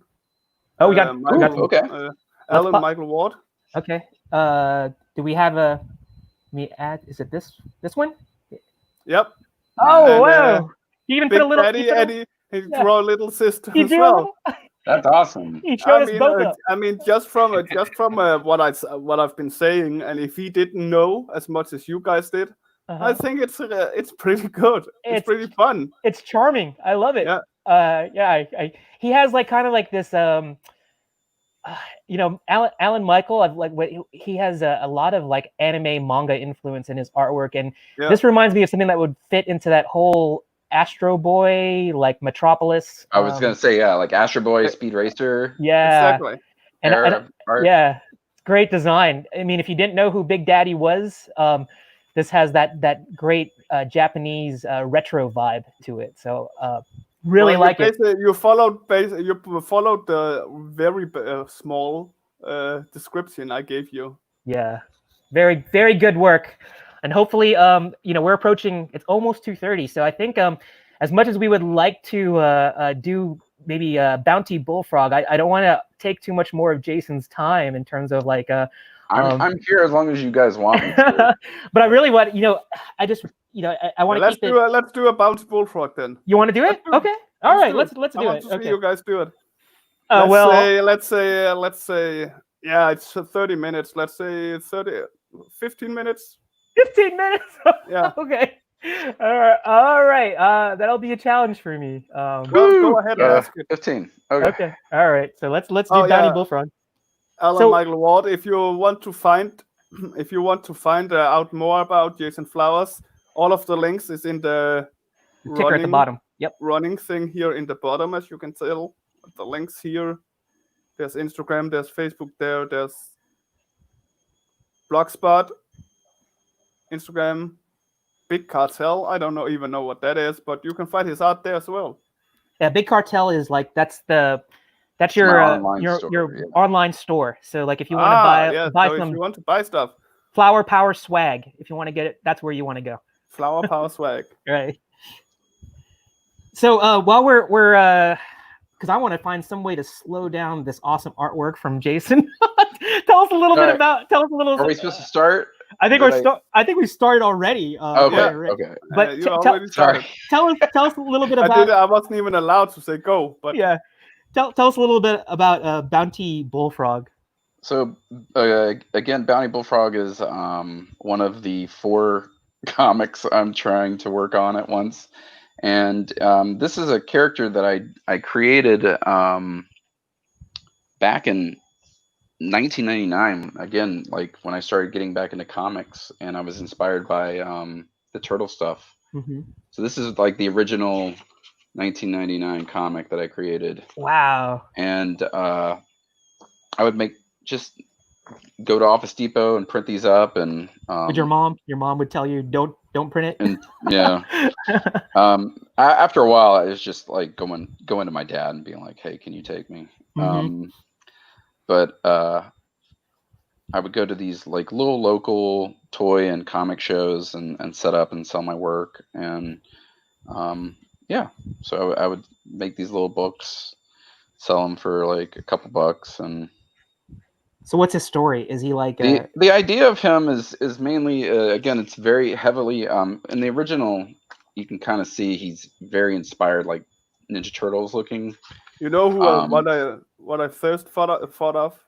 The old video game Battletoads. Yeah. Oh yeah, I was super big into, and again, it's like a collage of all these characters, but super big into Battletoads, Ninja Turtles. I was really big into Lobo at the time. Uh-huh. Oh yeah. I was really getting into like Simon Bisley and Alan Moore's Lobo, and that kind of stuff. So I'd been wanting to bring this character back to life, so to speak, for a very, very long time, and he's missing an arm. Yeah, so I noticed that. I draw a lot of characters being dismembered or eye patches or limbs missing, and it's one of those weird things with me. But was that isn't he an amphibian?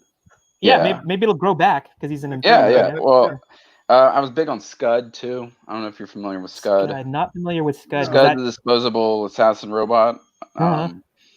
He was an indie published comic for a long time, and then Image picked it up, and they published the rest of the book, and then they made like an omnibus out of it. So ominous.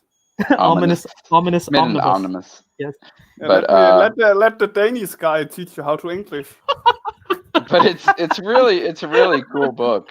Definitely check it out. But yeah, so this guy is a combination of all that. Yeah. Definitely right. Scud, SCUD. SCUD. So they're called Scud, the disposable robots or something like that. Oh, okay. And so pretty much it's like this futuristic world where you could, if you want someone to get killed, you would just go to like a vending machine and you would buy this robot and you would hire them to kill the person or whatever you want them to do. And then once they've done it, they self-destruct. And so he's this robot that was hired to kill this weird tentacle creature that gets kind of like he's a science experiment that goes wrong in this factory. So they hire him, they buy him to do this, and when they do, he's trying to kill this creature in this factory, but then it's kind of like half octopus, like half man. It's really weird looking thing. When you see it, you'll understand. So it squirts ink in his face, and he goes to the bathroom to kind of like wipe his face off, and when he does, he looks in the mirror behind him at the counter and sees that he's got something written on his back, and it's a warning label to tell him, to tell people that once he's finished, he self-destructs. So he doesn't want to die, so he just almost mortally wounds the creature. and then puts it in the hospital so he can survive. So he can survive. And so what he does is he can't pay the bills, so he becomes a hired assassin for everyone else. But so he can kill all these other people, and he won't die. But as long as the person he was trying not to kill doesn't die. But so Bounty Bullfrog is kind of like a mix of Scud and Lobo and Turtles and Duke Nukem. Kind of all rolled into one. Duke Nukem. So that's a blast from the past too. If you could tell, if that tells you anything of their personalities, so yeah, it's just it sounds awesome. I'm looking weird, forward to kind of over the top comic, and yeah, I want to read the comic. So get going, Jason. Huh? Yeah. Well, I mean, read the comic. So these are the ninjas he fights. So these are they're called the Plague. And they're mole ninjas. Ninjas. So they've got these like metal armor things to kind of like symbolize mole-like fingers, and nice.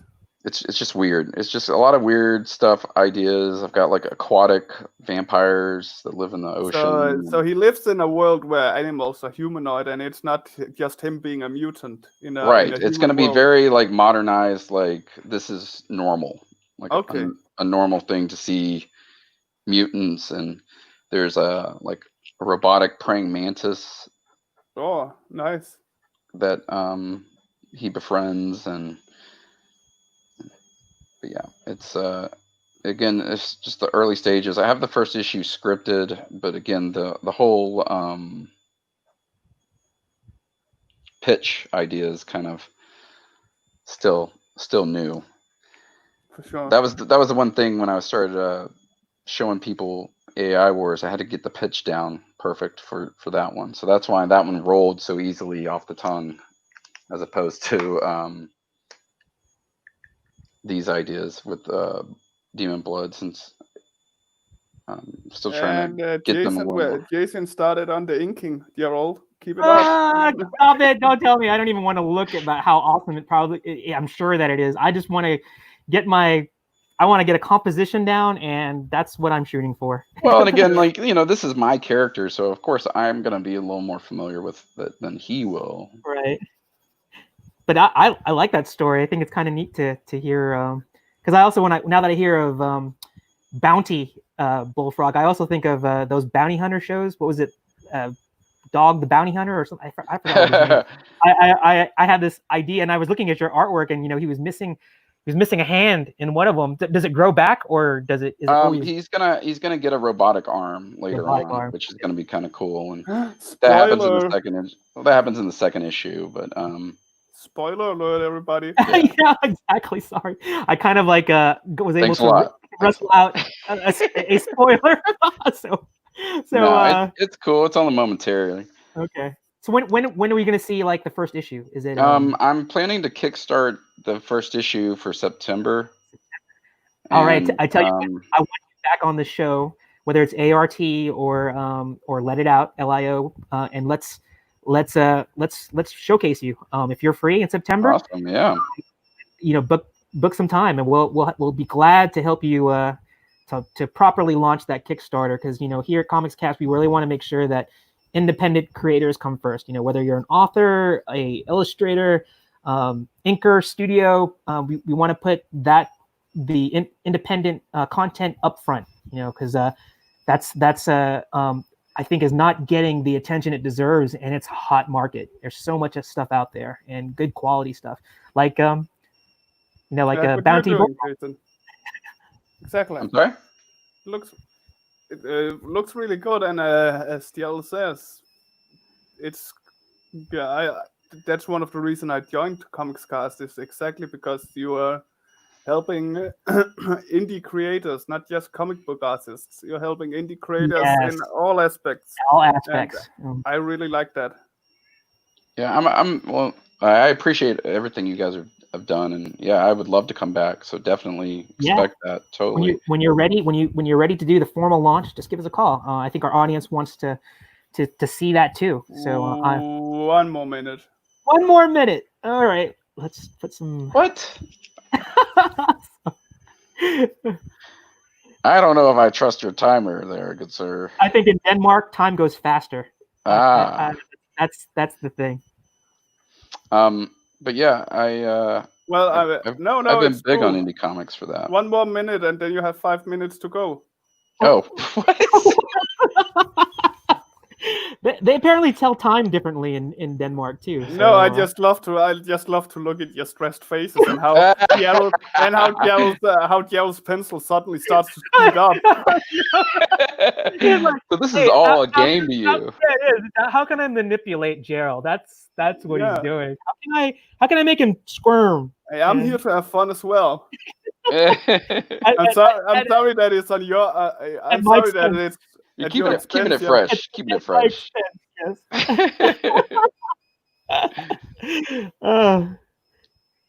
So, other characters that are in the Bounty Bullfrog universe. Is there something you can tell us a little bit more about? Maybe other characters that obviously we haven't seen, but maybe without spoiling anything. Are there other bunny things? Rabbits?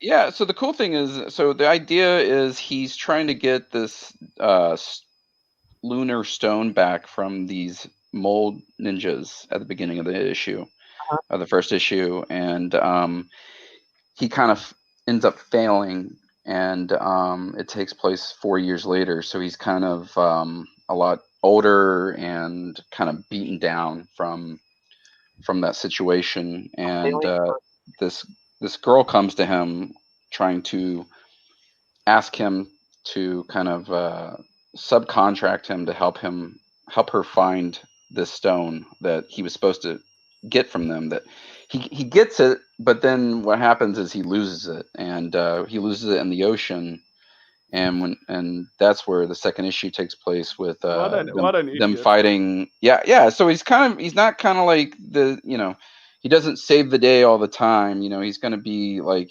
flawed, and but he's also kind of like Jack Burton. Oh, in a way, in his like, yeah. So just a little very comedic, but also serious, and you apparently already got a supporter in T.R. Goodwin, who's saying, "Oh yeah, T.R. Goodwin's a good man." You had me at man? You sold me at Mole Ninjas. Mole Ninjas. Yeah, like I said, this is a very it's a love tribute to like everything I mentioned earlier of like Lobo and Duke Nukem and Ninja Turtles, and that's kind of the theme with a lot of the books that I create, is just ideas that I grew up loving and just kind of making my own thing. Like I would love to work on Turtles someday, but until that happens, why not make something inspired by it?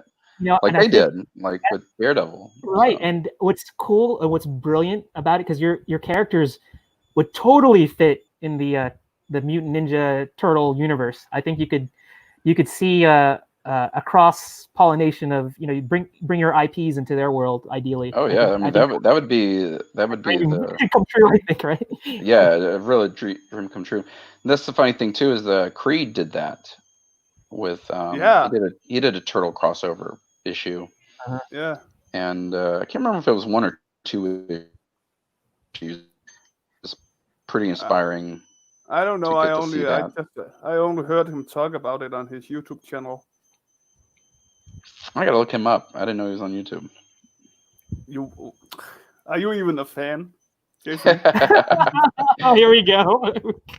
Yeah. Apparently not. Apparently not. Just his name, Trent Kanyuka. Well, what is it? Jason, he's a game designer now. I know he does a lot of game designing. He's definitely a fan because pays a lot more. You know him like personally, right? Is that what you said? No. I met him at a show. Oh, you met him at a show. I met him at Dragon Con, and so that was one of the reasons why I went. I was like, I wanted to go. Got to meet the guy. Got to meet the man. Him. Yeah. How much time do we got, Rick? Do you want the truth or me messing with you? I want the truth. You got 1 minute. 1 minute. All right. 1 minute.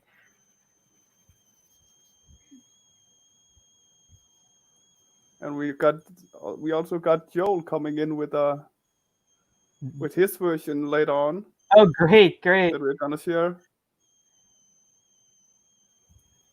And I also believe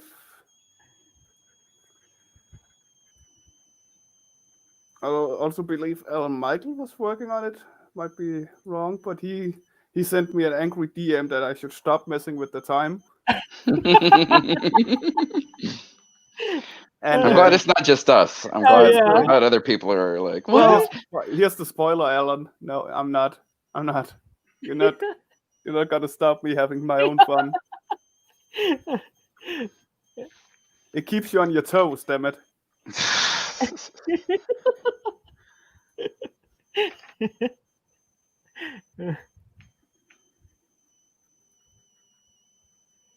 All right, are we like 30 seconds or what are we at now? Maybe you should just enjoy that I haven't stopped you instead of reminding me to stop you. This guy, am I right, Jason? I think you're trying to be nice now. Some people. Yeah. Oh my god. Yeah, I'm just sitting. Yep. He's trying to say like, how else can I make Jerel squirm? No. Oh, Cyberfrog too. Cyberfrog was very inspiring at the time. Pencils down. I haven't really gotten into Cyberfrog lately because of. Is Cyberfrog? Is that Ethan Van Cyber? Yes. I heard nothing but good things about that. I got to check that out myself. It's one of the highest grossing like independent comics ever. Like 800,000 or something. I know. Really? Wow. He killed it. He totally killed it. Because the first issue got, I think, like a little over 500,000, and then issue 2 got 800,000. Yeah, every time he puts out another issue, it outdoes the last one. Yeah. Crazy stuff. So, is it pencils down, Rick? Is that what you said? Yeah. All right, my pencil is down. I love it. I can't see Jason's screen right now, so I'm not sure if he's down. Now I can. Yeah, let's go. Good. Yeah. Oh so let's see Jason first. Look at that. Oh, jeez. Ink. Is that still wet? Is it still still wet. Oh. I'm gonna have to take some Jason Flower Power School lessons. Yeah, have you thought about like doing like any of that stuff, like how to show your, like maybe do? Well, I guess you do YouTube things so people get to see it, but I do like I said, I do Facebook Live. I'm not big on teaching personally. I don't feel as myself personally. No offense to anyone else, just myself. I don't feel like. It's not for everybody. Like you don't have to apologize. Don't apologize. That's your I don't want to do that to people. Like I still weird about my art sometimes, so I don't feel like I should be able to critique or tell people how to draw. Devils. Look at that! Awesome. Yeah, that has that battle white. Yeah, I love it. Thank you. I noticed that you definitely kept your version with the arm amputation. I decided to when the pressure was on, I decided just to do the headshot. Missing and yours, you just it could be right. He could be missing his whole like lower body for all we know. Right. But I think he's an amphibian, so he has like his superpowers. It'll just grow back, right? His lower body. He's like Wolverine, the amphibian Wolverine, except he's a toad, a bullfrog. And then we also have Joe Tolliver's version. All right, let's get Joe's out here. Ooh. Woo! Nice. Yeah. Look at that. There we go. It's like Joe Cool. Yeah, I love it. He has the the collar is all up here too. So definitely. I picture like a biker jacket kind of thing. Oh yeah. I could tell that from what you've shown earlier that he was wearing a biker jacket and just a white t-shirt or something like that, something easy. Well, yeah, I was like looking at the promotional art, and let's go show his. Let me get this. And the promotional art that Jason did, he had like arrows sticking out of him, and is he like invincible to a certain extent? I mean, not invincible, but like he's. I love characters that look like they're like bleeding and beaten up and like dismembered or veterans of the game, so to speak. Yeah, like. You can tell that they've been through some stuff and they've fought their way out of it. And well, it looks like figured that would be cool. Yeah, it's the battle damage. It makes them more the battle damage aspect. You can relate to them in the sense that they're not like they're not Superman. They get beat up stuff like that. So yeah. I always thought that was cooler, like shards of glass sticking out of them. And when I draw my Ninja Turtles, I'm kind of like that. I draw like scratches and scars and shards of glass hanging out of them. Yeah. Falling out windows and arrows in their shells. And All right, guys. So we about 10 minutes to reach. Oh yeah, in perfect our time. show. So how about I ask Joe to share the link in the Facebook comments or the YouTube comments, and people that want to ask a few questions can pop right in and ask a few questions. Do you mind if we finish just this? Remember, guys, keep the questions PC, and make sure that if you got a cam on, that's nothing immature or bad behind it. All right. So what I'm going to do is I'm going to, at the bottom, there's the StreamYard link if you want to join us. We have it's 2:51 right now. So if there's anybody that wants to join us on the stream, ask Jason. Quick question for Jason. Share their. No one wants to ask me questions. they can ask Rick questions. But if they want to, we're here. But I encourage anybody who's watching, if they want to share their art, ask Jason some questions, just jump right in. And 10 minutes from until now. If not, I can always ask questions. Yeah, Rick has like questions galore. I'm an open book. You are a beautiful bastard, is what you are, Jason. I absolutely like talking to you. I love talking to you too, man. We had a little prep. That was supposed to be a quick prep the other day, and I think that was 2 hours as well. And it ended up with 2 hours because we were just having too much fun. Just a little behind the scenes info to our audience. When we do our preps before we get our guests on here, it's like sometimes they're just supposed to be mic tests, video tests to make sure their art cams work and get to know our guest. But sometimes it's like we wish that we could broadcast because some of those there's some real gems. I mean, I had Jerel tell me to stop being funny because he was hurting. Oh yeah, my face was the laughing cheek smiling muscles too much. They were done. I got my reps in. So. Well, you should thank me then. You were talking about you were being a little choppy, so I'm just helping you. Yeah, so I'm hoping that somebody will rescue me and come in on the stream because I'm done. So. If not, Jason, you said you professionally 8 years. You've been doing this your whole life.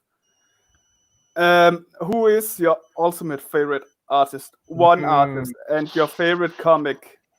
Put you on the spot. Yeah, that's what I do. You can only pick one artist and one comic. It can't be like a range or like a style. And when I say comic, I mean storyline. Oh, so that he opened it up. If it's a longer comic, you can't just see Batman as an example. I'm looking over at my arsenal of graphic novels over here. Okay. I'd probably have to say Turtles is my favorite storyline. And again, that's not a storyline. That's a series in itself. Well, series, but which Turtle storyline? If you had to pick one. Return to New York. Return to New York is my favorite. It's like 3 issues where it's kind of that stage in the original Mirage series where the brothers have kind of run away from New York and they are kind of hiding out. And if you've seen the movie, the first original movie, they do the same thing in that. I think that's what makes the first movie so great is the fact that they played true to a lot of the storyline from the actual comics. And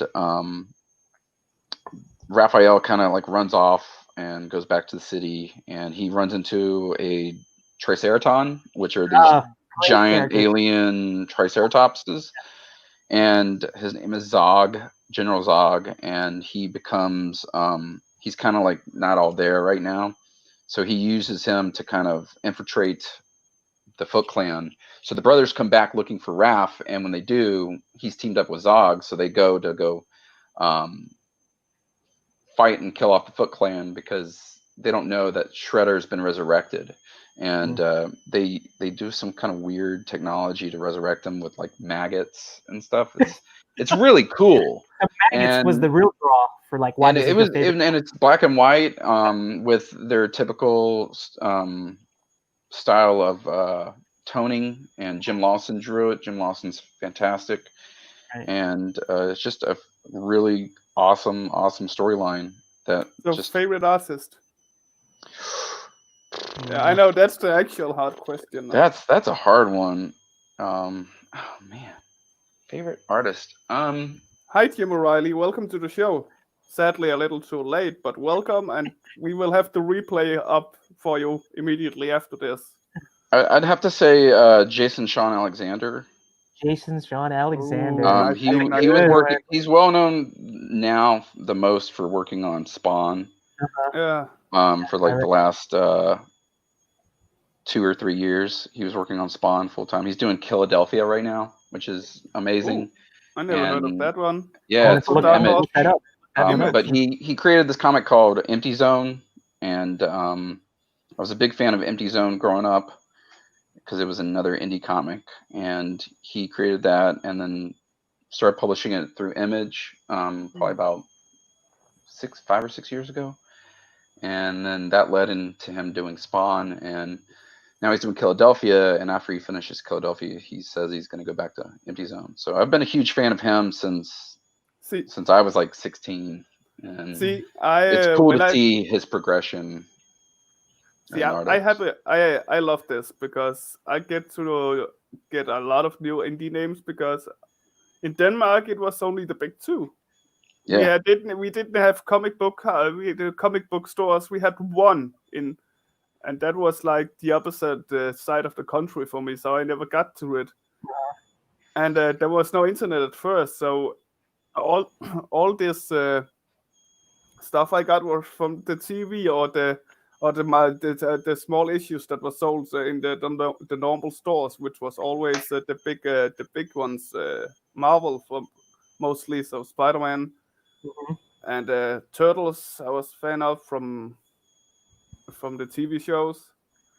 And so it's always good when I come in here and people mention new indie comic titles.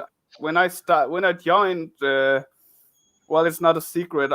For those many probably knows, I've been working with How to Draw Comics before. Yes. And at that time, I really didn't have a lot of knowledge in the indie comic side. So I've really spent the last 3 years building up my knowledge and just gotten titles. Jason's done stuff for like Marvel and DC, but it's just here and there kind of stuff.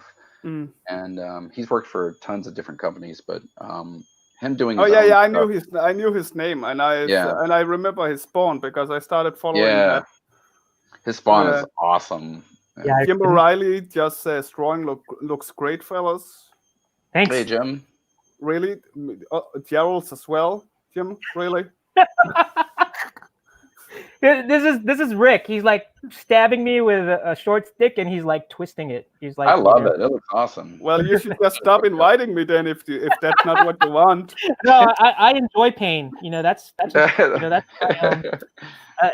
I just that's Rick has been an inspiration in my life, a painful one, but it's an inspiration. So, but yeah, look at that. All three of these things that our audience was in for a treat. I mean, look at this stuff.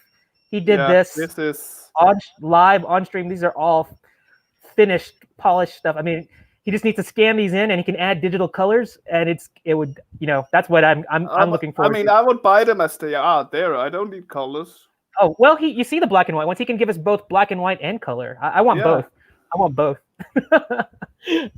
So now you ruined it. Now I don't want it. All right, we're looking at 2:59. So I'm going to let's call out. Yeah, I there's nobody else. Do you see anything, Rick? Do you see anybody else that maybe wants to join us or share artwork?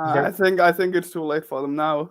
Okay, it's too late. Rick has spoken. He has spoken. They're too shy, and that's fine. We're gonna hopefully promote that segment of the show much more, so people will be encouraged to join us and join in the fun. But I'm gonna turn over the mic to Jason. Give us this is your we got your favorite artist, we got your favorite comic storyline. let us know anything that you want to talk about as your final thought here, because we're gonna have you back when it's time to do Bounty Bullfrog. Promote yourself. Do whatever you want. Okay, yeah. Just keep your pants first on. of all, thanks. No, thank you guys for having me. First of all, I appreciate it.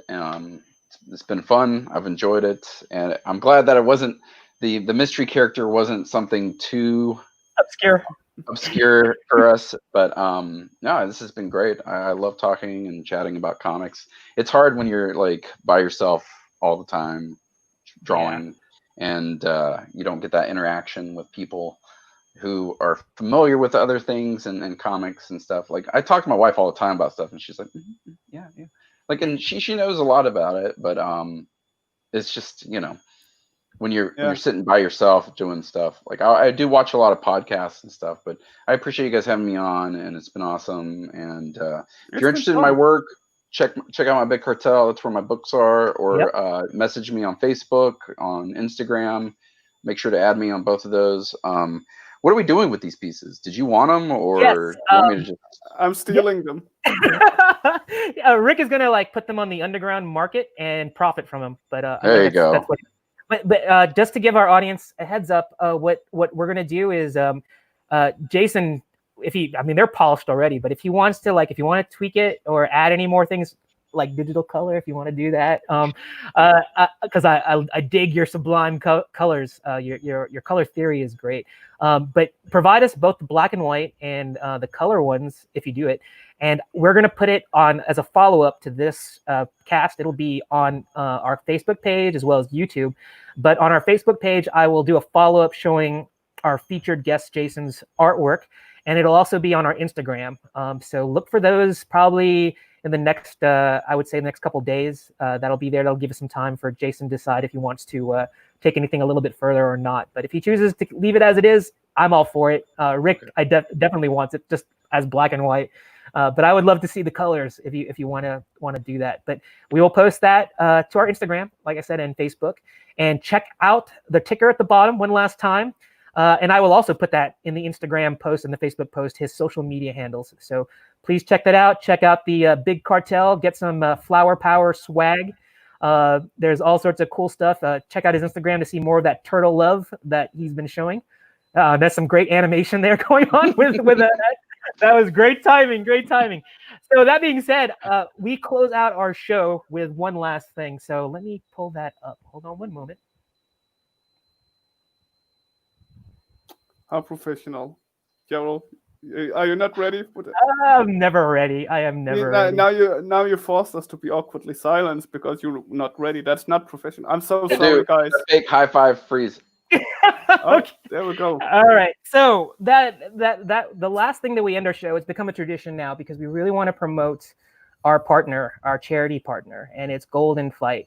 And they are a from the heart organization that helps families that have terminally ill or just ill children in general who are battling very difficult diseases like cancer. And often when that's the case, we want, ideally, we would like the parents to focus on their child and getting them healed. And when that happens, financial difficulties obviously will occur.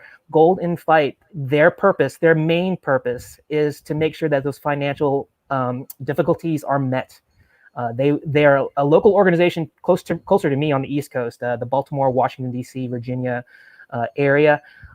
But what's unique about them is that they're small enough and big enough at the same time, because they're big in the sense of what they do for the children and the families that they're helping, but they're small enough in the sense that they have, I think it's close to 98%, maybe even higher than that, goes of whatever money that they raise goes to helping the family. That means less than, I would say 2% or less goes to administrative or just things. The owners or the guys behind this operation, the family that's behind this operation, they've had family members that have been afflicted with these type of things, and they know what it's like. So they take the absolute minimum just to keep the administrative side of it. They don't take any money themselves because they want these families to have to only focus on their kids. Great organization. If you guys are so inclined to support them, just go to the Golden Fight webpage, and let me pull that up. Look at there at the bottom. There's the Golden Fight URL. And to give yet another plug, we'd like to say that we are going to partner with them in the coming month. So far, it's going to be it got pushed back due to some other family-related things, and we are still very much going to have that partnership fundraiser. That's going to be right now. It's slated August, September, and those details will come up and will follow. And I just want to also give a little bit of a shout out to Jason, because I told him Friday during our mic test and pre-show that look for a contribution from Jason. He's volunteered. He's manned up. He's gonna be contributing. We didn't force him. He immediately jumped on it as soon as he heard we did. There was charity to be done. So that's. I think awesome. It's one of those things where it's important. Like I have this talent that I can use to help raise money, and if I can do that, why not? That's the proper mindset to have. Help when you can. Yes. And that's the thing we love about our guests here at Comics Cast. They got big hearts, super talented. Jason Flowers here, and look for that information from us. It's going to be in the next month or September, and we will feature. Basically, it's going to be like a tiered system. Basically, we're going to have. It's not like you can bid or fundraise on a particular piece of artwork. We're just going to have art that's up there that accompany a donation. So if you make a nice contribution, doesn't matter, $1, $10, $100, whatever you can contribute. We'll have little tier sections that will have artwork attached to it to show our appreciation for you helping this super worthy cause. So let me unshare this, and we're gonna close out this. So anyway, I've pretty much said all I need to say. I'm gonna let Rick close this out. Jason, thank you. Oh, what were you gonna say, Rick? Me close. I'm new here. You're the main host. Well, show them how it's done, Jerel. Oh well, I kind of like. I want Rick's baptism. If I can make him squirm just this much based on what he did to me this whole show. You've done all day. Yeah, I'm gonna put you on the spot for once. But Rick, I finished podcast, but before you even started, I got this. I know he was being humble. He was saying like he was pretending that he was shaking in his pants or something like that, or his lack thereof pants maybe. I don't know if that was like. Look, this. Okay, Jason. I'm gonna just steal you now. Thank you for coming again. If people want to show, the links was flipping under before. It will be showing again if Jerel can do his work. Oh, which he's good at. Thank you to Jerel for hosting as always. Been really great being here. I'm happy to be here. I hope I will come again unless I'm being fired. Jason will come again in September when his comics are ready. Really looking forward to that, Jason. You're exceptional guy, really calm, really awesome, humble. I actually enjoyed every minute of you. I appreciate it. It was nice talking to you guys and hanging out. Really good company with you two guys. And for those watching at home, or wherever you are, you're hopefully at home because of COVID-19. Thank you for showing up. Thank you for those who participated, especially the 30-year-old Logan. Yes. We want more. Job, all of you. Thank you guys. You guys did awesome. Keep drawing. Keep drawing. Alan, Michael, everybody. Thank you. And we'll see you next week. Yeah, thanks. Keep on drawing, and we will see you next week. All right. Have a good Sunday. Bye-bye.